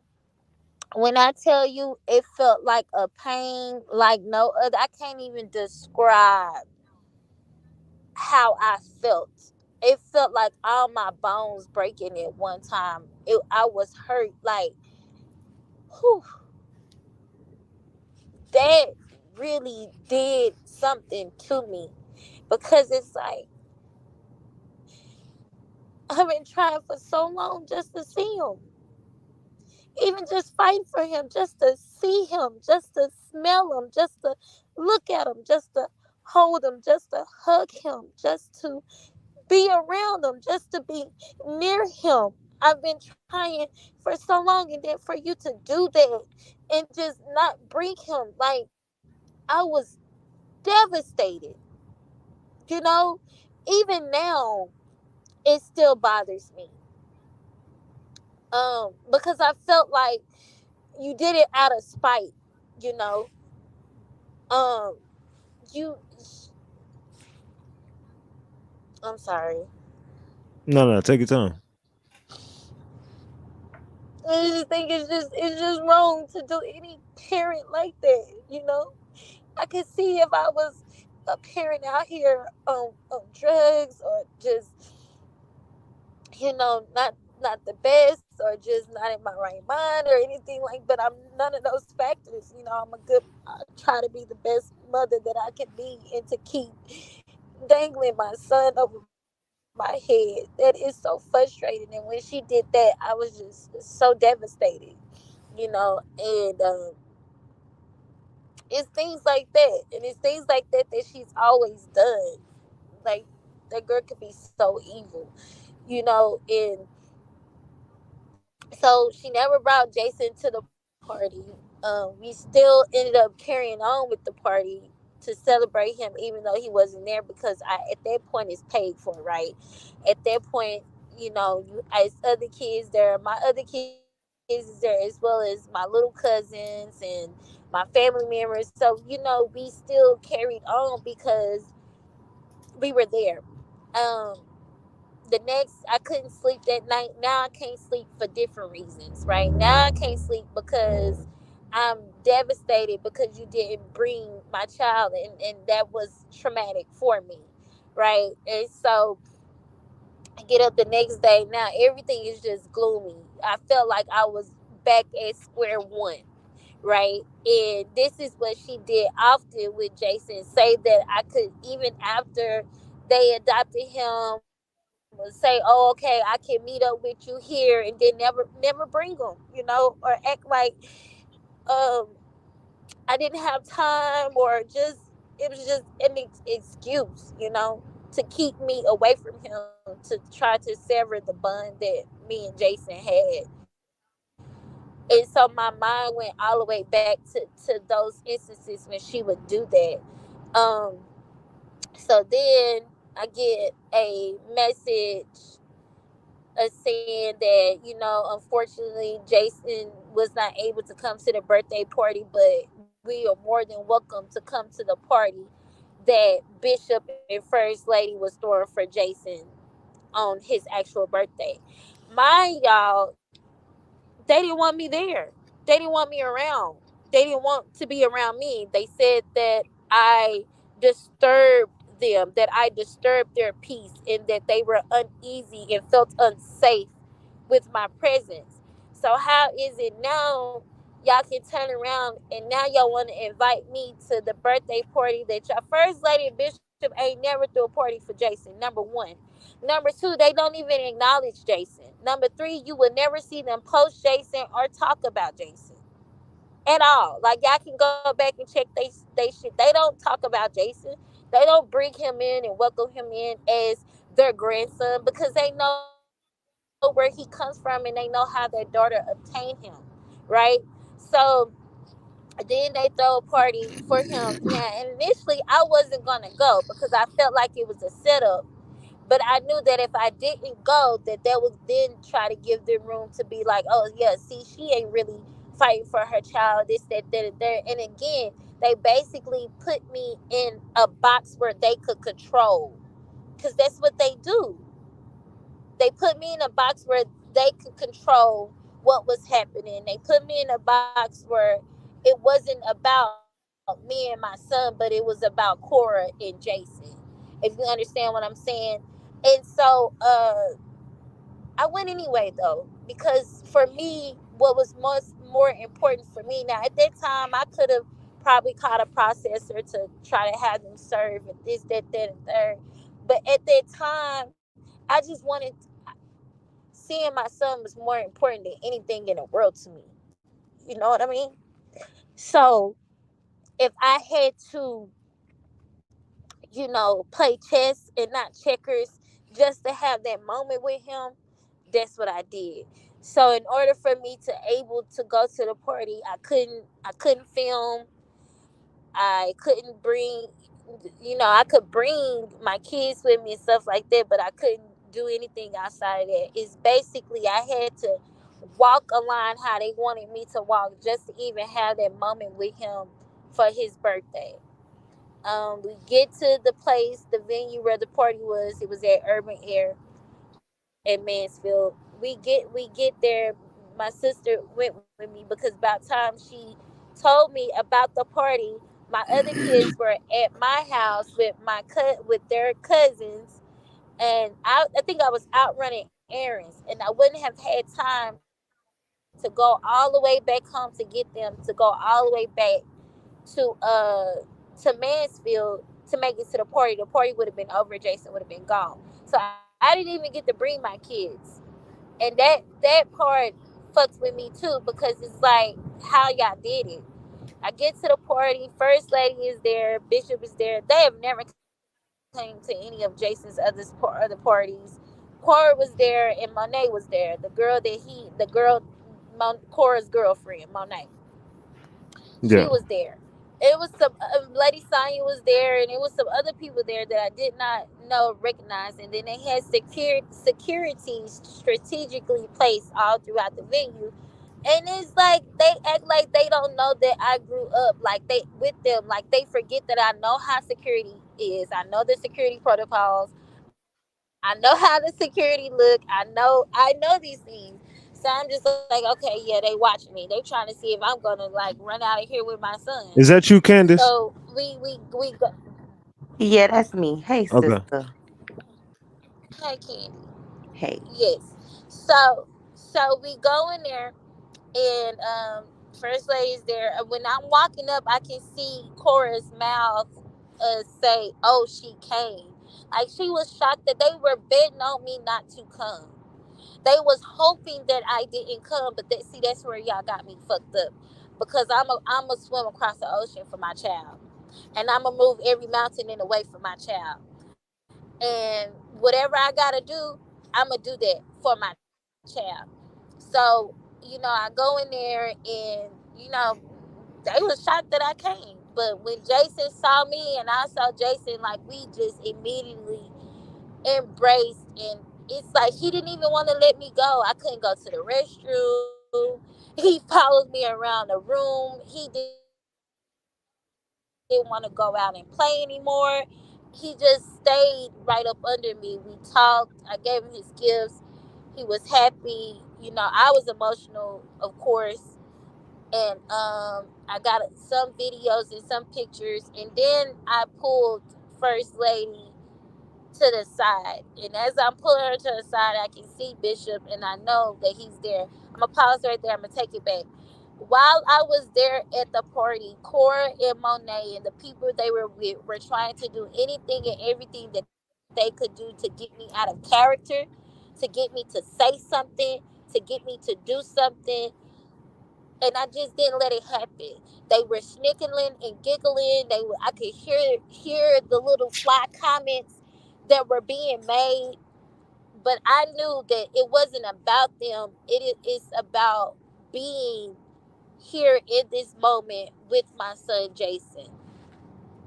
So after all of that, me and First Lady were talking, and I'm basically telling her, she trying to figure out how can we come to some type of resolution. And I told her there is no resolution. The only resolution is me having my son. I said, because see where I am today, nobody helped me but God. How I got to the place that I'm at today, where I'm no longer struggling. I live in a nice home, 4-bedroom home with my kids. I'm working. I have, transportation to do what I need to do. I'm in a far much better place than I was 9 years ago. And nobody helped me with that. I said, it's no resolution. I said, the only way that I would even speak to Cora is if she's willing to admit the truth and stand on it. The only way that you can even speak of any type of resolve in this matter is everybody has to be honest. And if everybody cannot be honest, then there's no need for a conversation. There's no need for us to talk anything out. And I don't want to talk anything out. I said, because one thing about it, Jason is always going to want to know who I am because he Yeah. comes from me. He's my blood, he's my DNA.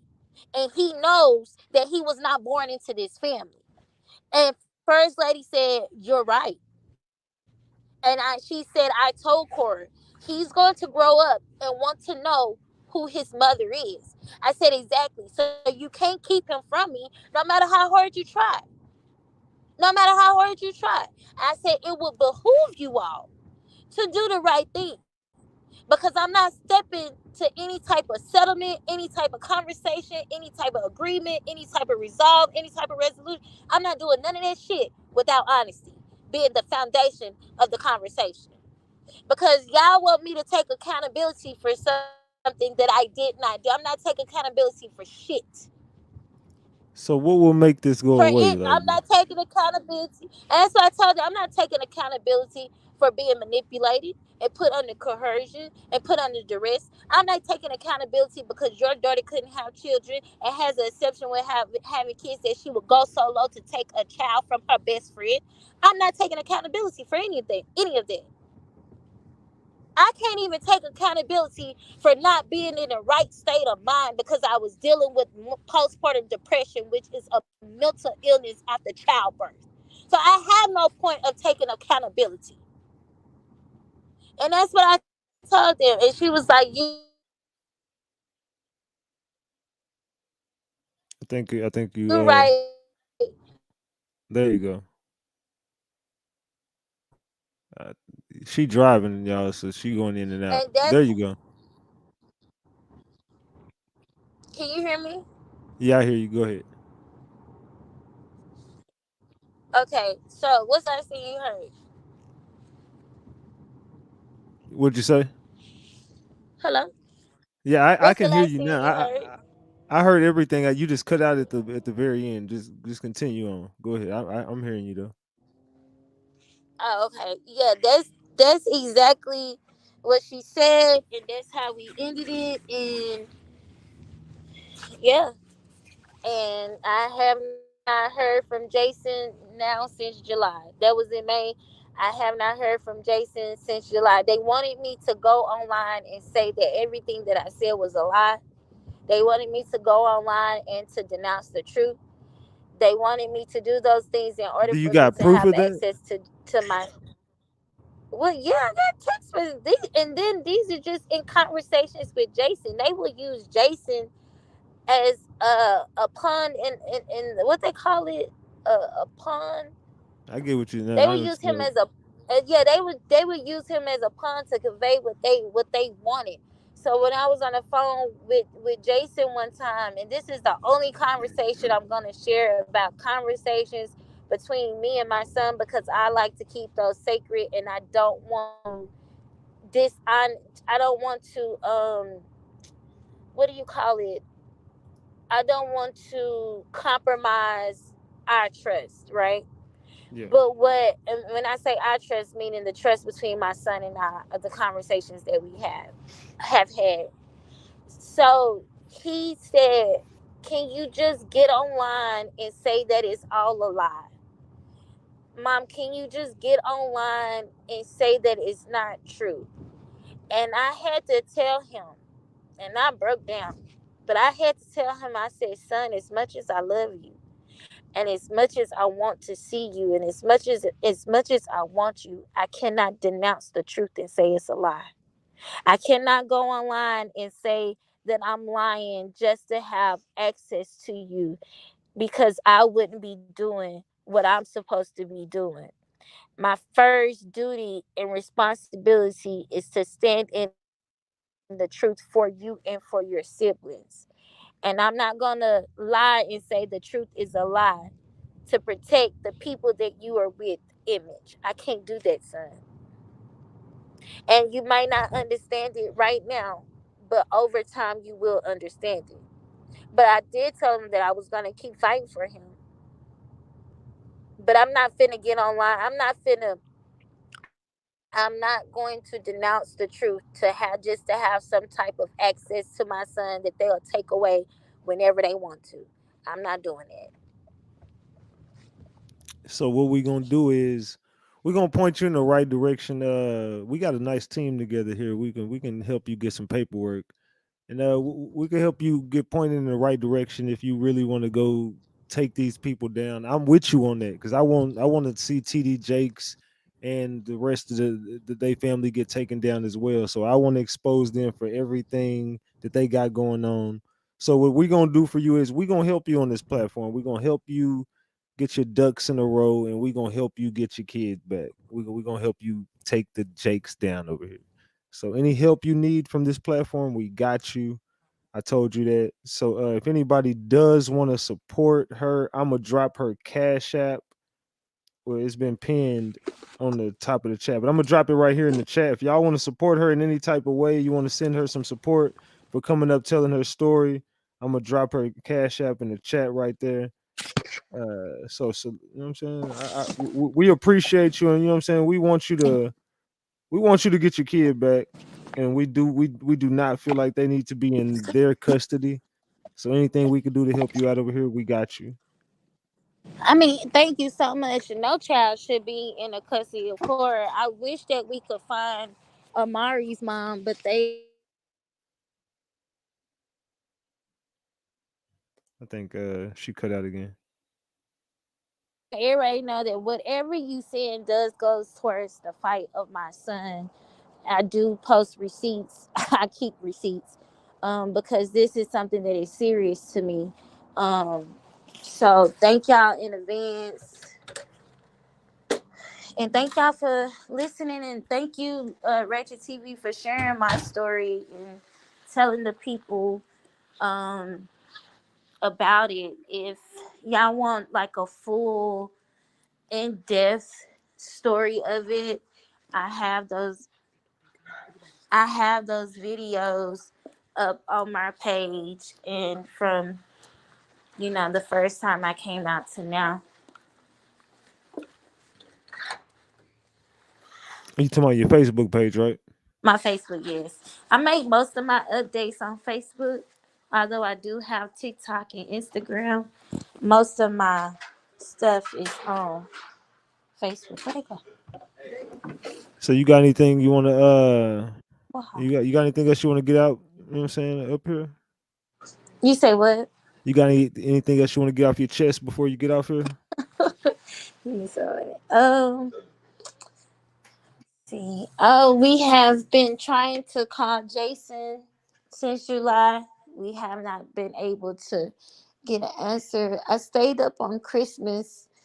I started calling Jason at 8 o'clock in the morning on Christmas, and I stayed calling him until I fell asleep. I fell asleep calling him, trying to get an answer. And what she does is she picks up the phone and she hangs it up. And she just kept picking up the phone and hanging it up, picking up the phone and hanging it up. My kids, I'm sorry, I'm about to cry. No, you good. Take your time. And all of this, what affects me the most is the effect that it has had on my children. Man. It's like, it's not only me that I have to like hold and to keep okay, it's them too. And I think that they really don't understand the domino effect um, that it has caused beyond me, but to my children, their siblings. They're always asking about Jason. They won't let you forget him. They continue to include him in everything that they do. And some days I'm spending my nights holding my kids and wiping their tears because they don't understand why they can't see their brother. And I think that people don't understand the mental um agony and pain that a sibling separation carries. And so I'm not just fighting for a mother's um son, but I'm also fighting for my children, for their relationship, for their brother. And it's not easy, especially when um you come out against a family of this magnitude, because I was very scared, you know, because I know the power that they possess because of things I've seen, and things I've witnessed growing up, and things that I know. They have followed me before. They have tried to run me out of the state, and um, it's much bigger than just a son being taken. Like, I feel like if I didn't finally speak out, that I probably wouldn't even be living right now, because they tie up loose ends. And I want people to know how deep this is. It's not, nothing about this is surface, right? I'm literally fighting to stay alive while I'm fighting for my son, because it's nothing short of what they're capable of doing. So Facts. I think that's my only saving grace, is that I am speaking and I am talking, and I tried to tell Brandon that if you did not do what they are accusing you of doing, then you need to speak up and not give a fuck about nothing else, because I know that he's under NDAs, but I also know how they rock and I also know how they roll. You know what I mean? So just know, y'all, like, I'm just trying to keep myself alive while I'm fighting for my son, which is why I speak out, which is why I'm saying something, which is why I'm constantly talking about it, because at any point in time I shut up and I disappear, I am dead. And those are facts. So y'all just pray for my safety and pray for my kids' safety. Tay, Amen. We speak against that. You ain't nothing happening We here. pray for your Period. security. We pray for your Yes. security. Because when I seen Obama and Michelle Obama at Jay's church, I know what time it is. I know how powerful he is. Yo. hey, These rappers, go ahead, Tay. What's up, Tay? Go ahead. You've been up here for want to say something? I was gonna say, I think this whole thing a play. I think she working with Cora. That's fake sympathy. You trying to make everybody feel bad for you. But it's a lot going on behind the scenes that y'all don't know. So be careful about getting involved with her because it just gives me fake vibes Who is from the this? top and bottom. And I really believe she talks to Jason every day and see him every day, but trying to Sir, tell y'all a whole different story. Ratchet, Hold can on, you hold on, hold take on, him hold on, hold on, down? That's hold on, his hold on, job. hold I on, don't hold know on. who the fuck. Yeah. He got to be trolling. Got to Then be I Yeah. be trolling. wondering why I'm cussing, cause see that's the type of shit that make No, me no, no, cuss. don't even acknowledge it. Don't even acknowledge it. Don't even acknowledge it. It's cool. And then one other thing I wanted to say too that I didn't say earlier. What y'all got to realize is these people have real money, real influence, real power. More money, more power, more influence than you can even think in your wildest dreams. Okay. So to think that somebody could be incapable of doing something like this just because of who they are to the public is wild to me. And it just goes to show you that people will believe any fucking thing. Anything. Barack Obama could get on TV and tell y'all the sky is purple, and motherfuckers will believe it even though they see that it's blue. And that shit is wild to me. Dion, you got something you want to say to her? Yes, man. Like I said, I'm praying for her security. I'm praying that the Jakes do the right thing because I smell a Rico case will bring down everybody over some kids. Right. And y'all, honestly, y'all think that this P. Diddy situation is coming out because of that, but it's honestly really coming out because of a baby. People been talking a long time, and I think that TD Jake's name being associated with it because it was a war storm of it last year when I came out with my story. And I just feel like if y'all would have just given a baby back, you know, shit probably would be different. But the thing is, they've been doing shit behind closed doors for so long and getting away with it for so long. And we're talking stealing babies, we're talking molestation in the church, we're talking rape in the church, we're talking Oh, slow cover ups in down, the slow church. down, slow down, slow down. Okay, I got you. But yeah, damn. So why has this never been brought to the surface then? Because they tie up loose ends.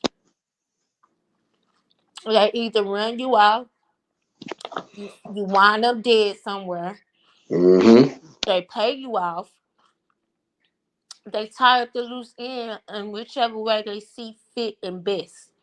And not only that, there have been people who Michelle has, even on her platform, and certain things that she's talked about, and those same people have come out and said something, but they don't have a big platform. They don't have nobody on their side to support them. Just because nobody has heard about it and hasn't blown up to this big huge thing, that don't mean it ain't happening. Hmm.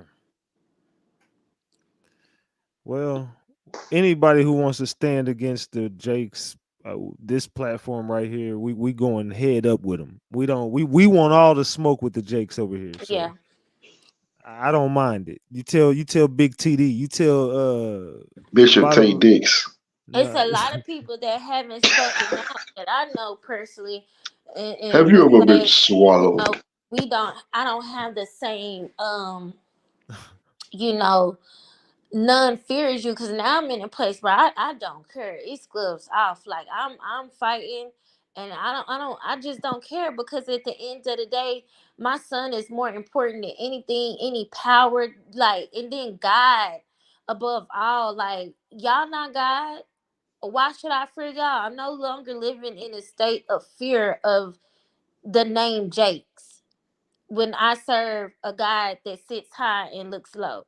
So that's my only fear is God. So with that being said, it's a lot of people that have a lot of stories and that has a lot of experiences that they have gone through with this family. And a lot of them are scared to speak up and a lot of them are scared to say something because they are notorious for tying loose ends. And somebody asked, what's the loose end that they tied? If y'all think Daryl Patrick just died from being sick, y'all are crazy and deranged. Wow. Y'all are literally crazy and deranged if y'all think that man just fell from the face of the earth being sick. Allegedly. Allegedly. Like, that's crazy. I mean, y'all can say allegedly. I ain't saying allegedly. That's crazy. They got bodies. They have bodies. They have bodies. They got power, man. They just got power. Exactly. I Exactly. mean, when you got presidents, they go to your church. Presidents now. Obama was at his church. You got the judges at your church. You ain't talking about no rappers, man. You talking about big power. Exactly. Exactly. They global. That's why Like, they they're can't not. afford for their name to go down. That's the right word, Dion. Do you know They Bishop global. Jakes used to sit with the popes over there in motherfucking Europe? The Pope, nigga. Like, he used Hmm. to be the Bishop aide to George W. Bush. Fuck I'm the trying to tell Obamas. you, Let's Jace go got back to the Bush era. Hmm. Like, y'all have got to really understand how much dangerous. reach this man has. He's dangerous, dangerous. But God can do something though. Like, the Mhm. man had shaken hands with the Queen of England. Like, what are we? The What's not Bishop Jakes. making sense? I But just pray he, you do the right but he thing. could never do that. He could never do that. He TD Jakes. He could never allow that. Like y'all, so We gotta pray for that brother that he do the right thing, man. That's it.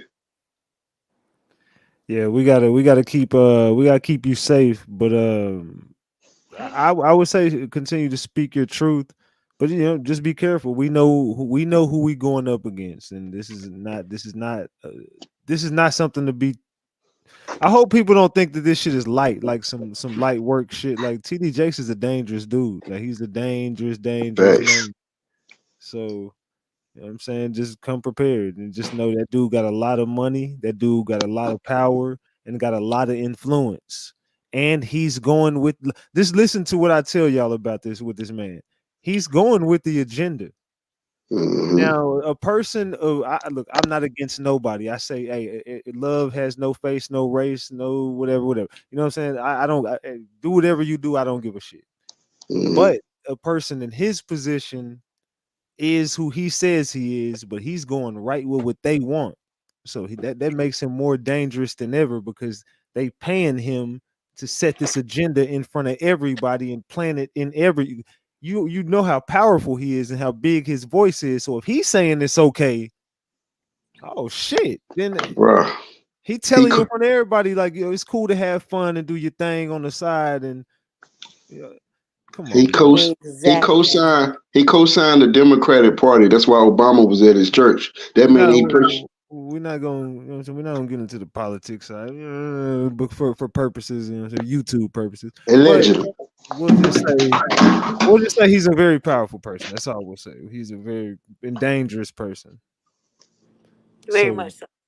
you got to be safe, Michelle. Yes, sir. Yeah, I'm just telling you, be safe out here. Be smart. Yes, sir. So if you ever need me, I'm here. But you know what I'm saying, just Yes, because you said that you can help me with like possibly getting it unsealed.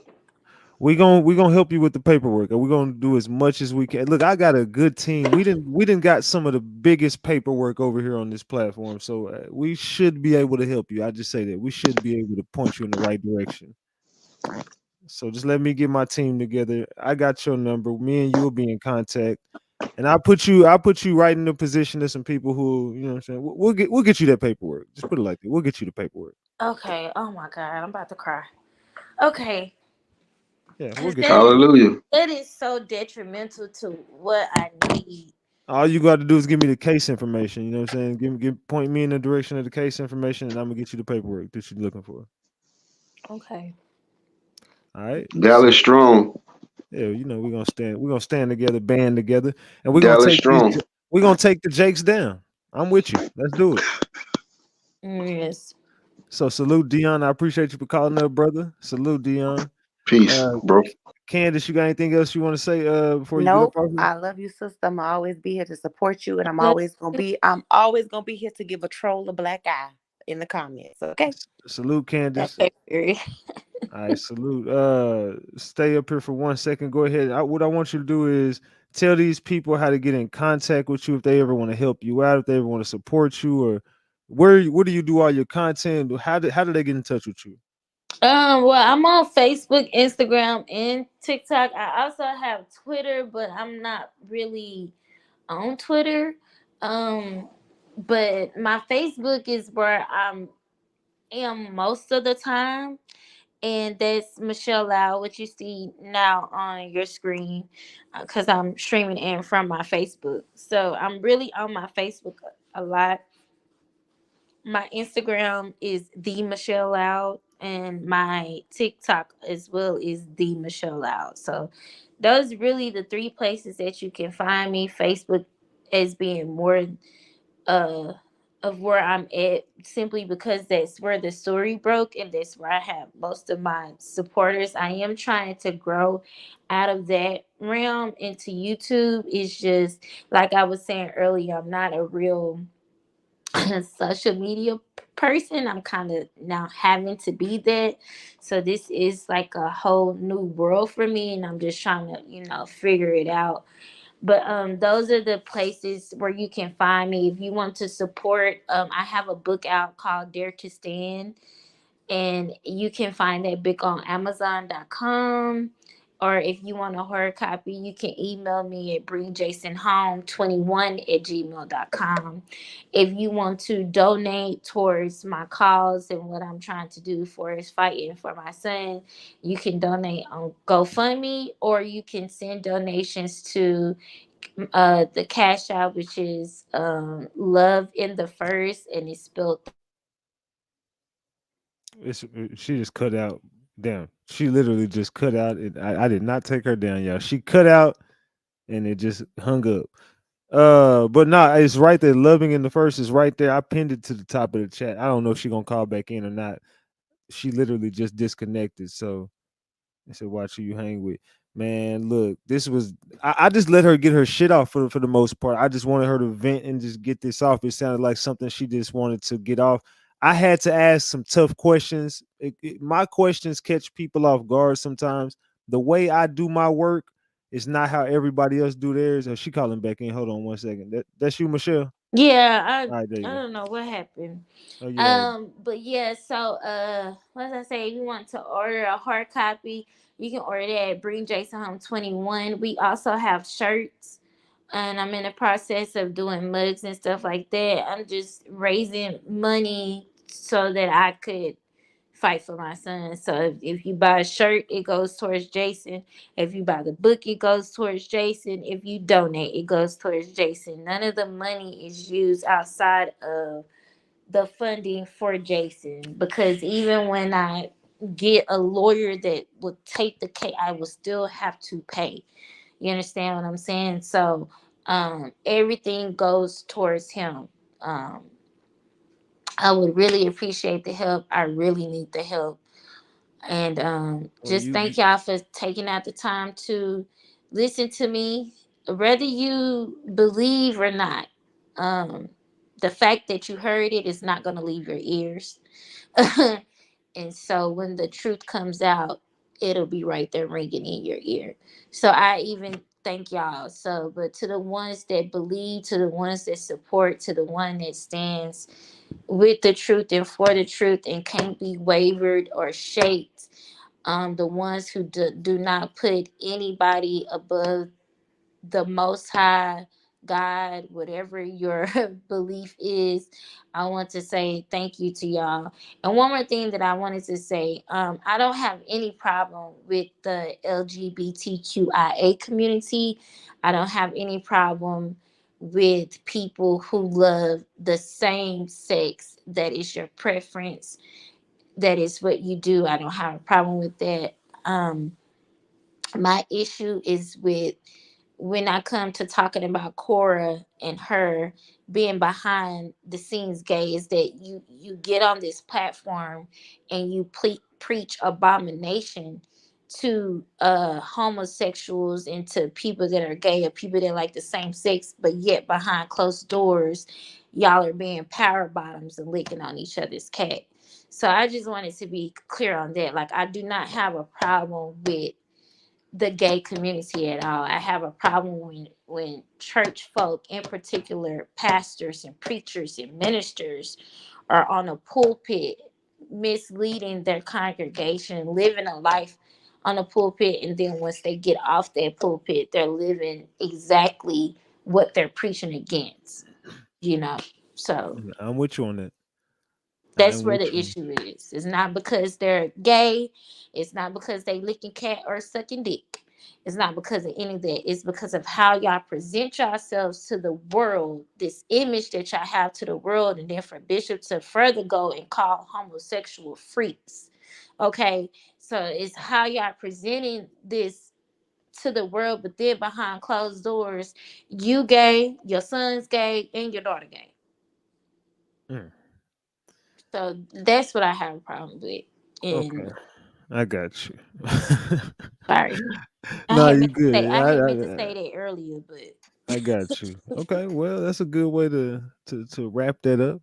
Well, look, man, her Cash App is pinned to the top of the chat. If anybody want to support her cause, it's pinned to the top of the chat. Michelle Loud, we wish you the best, and we gonna help you out behind the scenes. If you ever want to step back up on this platform and speak again, you're more than welcome to come up here. You say you want to do your YouTube thing where you just got on Ratchet TV. You got you one. Go ahead and clip this shit and start posting it. I But know, right? yeah, do you think cloud chase off the shit? Go ahead, get your YouTube on. I ain't doing no tripping. But go ahead, get your son back. We gonna help you get your paperwork. We gonna help you get all your shit in order. We might even be able to point you in the direction of some good lawyers for what I'm saying that'll do it for a good cause. But yeah, just stick around with Ratchet Gang, and we gonna help you out. And we gonna help you take these Jakes down, and we gonna help you get your son back. So Okay, we, thank you. we, we wish you the best, man. We wish you the best. So salute to Thank you. y'all. I'll donate to your cause, and I'll make sure that the people donate to your cause. So Thank y'all Ratchet so much. Gang, go show her some love, man. Help her get Jason back. Salute to you. I appreciate you for pulling up, Michelle. Thank you. Thank y'all. Love y'all. Bye bye. Love you right back. Salute. Bye bye. All right. All right, that was Michelle Loud, y'all. Michelle Loud, man. What a night, y'all. I had to do this the way I had to do this, man. I don't people don't like the way I be doing my job. But it is what I don't care, man. Look, I got the information that I wanted out. And at the end of it all makes sense. So put this shit in your blender. I want y'all to remix this. I want y'all to go back and rerun this shit, and you're gonna see exactly how I put myself right in position for this one. Man, look, we did it again, Ratchet Gang. Look, I don't even know how many people fell through to watch this motherfucker. I know I didn't. I know I needed 20 piece or something for this one, man. This was loose. I was doing my all to keep it together and I was trying to understand, and I was just trying to make it all make sense, man. I hope y'all had a good I hope y'all liked it, man. Let me know how y'all felt about the interview. I told y'all I was gonna get me one. Salute to Miss Sheila for just sending me a 10 piece. Says I love your content. Salute for that cash app. I appreciate you for sending me that cash app, Miss Sheila. Salute to you. Salute. Make sure y'all support the channel, man. Make sure y'all support the channel. Make sure y'all like the video. Make sure y'all subscribe to the channel. And we are about to hit 99K, y'all. We like 50 subscribers away from hitting 99K. So we 1,050 away from 100K, y'all. We just 1,000 away. We just 1,000 away from 100K. We might get this tomorrow or the next day. It's looking real good right now, Ratchet Gang. We just got us a good interview in. This is going to push that 99K on up, man. Look, I appreciate all y'all for supporting this channel. I appreciate all y'all for being around. Man, you know I love y'all. Make sure y'all go support Sapphire over there on Chat Trap Official. Make sure y'all hit her up on Instagram. Make sure y'all subscribe to my Instagram, my TikTok, Sapphire TikTok. Make sure y'all subscribe to all the TikToks, Instagrams, all that shit, man. The YouTubes, Ratchet TV Media, Chat Trap Official. Man, look, make sure y'all just following the gang, man. We going up in a major way. That 100K party is right around the corner, y'all. Salute to the gang. I love y'all more than y'all ever know, man. Kimberly just sent me a 5-piece on Cash App. Thank you, Kimberly, for that 5-piece. Who else we got here? Miss Sheila just said, fuck it, I'm gonna get this membership. Salute to Miss Sheila for grabbing that membership. Salute to you for getting that Tiny Thug membership. Hey, man. Salute to Kiki Carter for sending me a 10-piece. I appreciate you, Kiki Carter. Hey, man, make sure y'all support the channel. If y'all like the interview, make sure you send some support to the channel. 10-piece, 20-piece, something. I don't give a damn what it is. Just throw something up there, man. If you support that interview, if you support this channel. I love y'all, Ratchet Gang. Y'all know I love y'all more than y'all will ever know. So look, check this out. We gonna put this in the blender tomorrow, man. We gonna come back. This was a lot to digest. I'm gonna be real. This was a lot to digest. And yeah. Salute to who is that? Naima. Naima sent the 25-piece McNugget. I appreciate that. I thought y'all forgot about me. Salute, Naima. I appreciate you for that 25-piece McNugget. It says, salute, Big Ratchet, my lawyer. You already know I'm finna solve this damn case, and I'm finna get her kid back for her. Salute to Heidi on that membership of 10 months. Love, Ratchet Gang, much respect. Drop them flowers for Heidi. Salute for being around for 10 months. Salute to all y'all, Ratchet Gang. Salute to Toya, just sent me a 10-piece on Cash App. Salute to Toya. I appreciate y'all. Look at Ratchet Gang showing out. Look, Ratchet Gang, I did this one for y'all. I told y'all I was going to pull something out my hat. I told you, hey, something is finna. I told y'all I was going to give me an interview in this case, didn't I? I did it. There we go. We did it again, Ratchet Gang. This one was for y'all. I love y'all more than y'all will ever know. Hey, Ratchet Gang, I'm out till tomorrow. Salute to who is this? Just sent me another 20-piece. Hold on, before I dip that. Hold on, Lakeisha Bowles said, hold on, let me drop me off a 20-piece McNugget. Great live, Ratchet. I appreciate you, Lakeisha Bowles. Salute for that 20-piece McNugget. Hey, Ratchet Gang, I'm gonna see y'all tomorrow. If y'all support and I miss you, I ain't dish you. Salute. I'm gonna see y'all tomorrow night. I gotta get the fuck up out of here. I'm out, gang. I love y'all. Top right.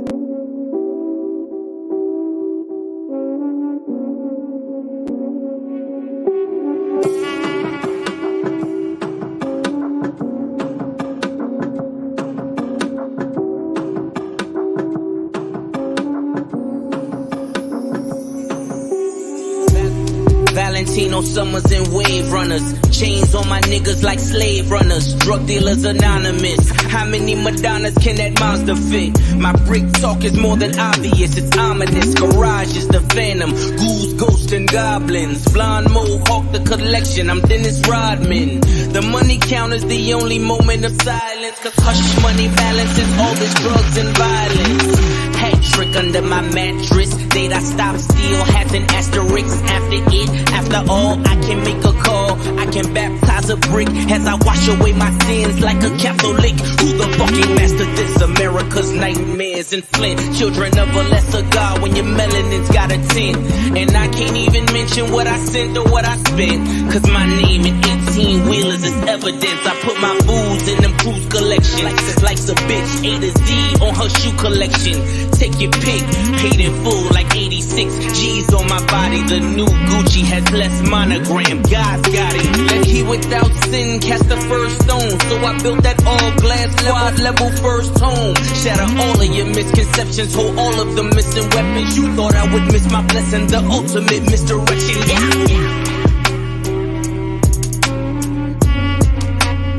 Your husband was a drug dealer. For 14 years, he sold crack cocaine. Federico Fellini in the flesh.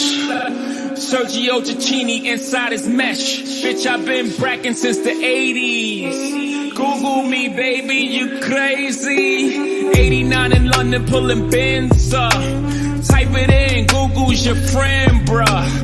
14-year drug dealer and still counting. Who deserves the medal of freedom is my accountant. He been hula hooping through loopholes, working round shit. IRS shoulda had the townhouses surrounded. Thanks to the lawyers, I marbled the foyer, I tore the floor up, yeah, that's for the koi fish. We been dining on oysters. I walked through the garage, it's like multiple choices. I told him pull a Royce up, I'm getting ghosts. I'm hearing noises, I think it's the boys, but I've been banging it Deutsch. We got storefronts, we got employee stubs. We've been opening studios and 40/40s up. The paper trail is gorgeous. Cases we bury some before a reasonable doubt drop. The jury hung. Bling bling. Every time I come around your city, bling bling. My tenure took me through Virginia. Ask Teddy Riley about me. Ask the federales about me. Tryna build a cell around me. Snatch my nigga Emery up. Try to get him to tell about me. He told 12, give me 12. He told him to go to hell about me. Drug dealers anonymous. Y'all think Uber's the future? Our cars been autonomous. Mules move the drums. Take them to different spots. We just call the shots by simply moving our thumbs. I'm a course of miracles with this shit. Nothing real can be threatened. Nothing unreal exists. Therein lies the peace of God. I always knew I was a prophet, but I couldn't find a decent job. Life made me ambidextrous. Counting with my right, whipping white with my left wrist. Damn, Daniel. FBI keep bringing them all white vans through.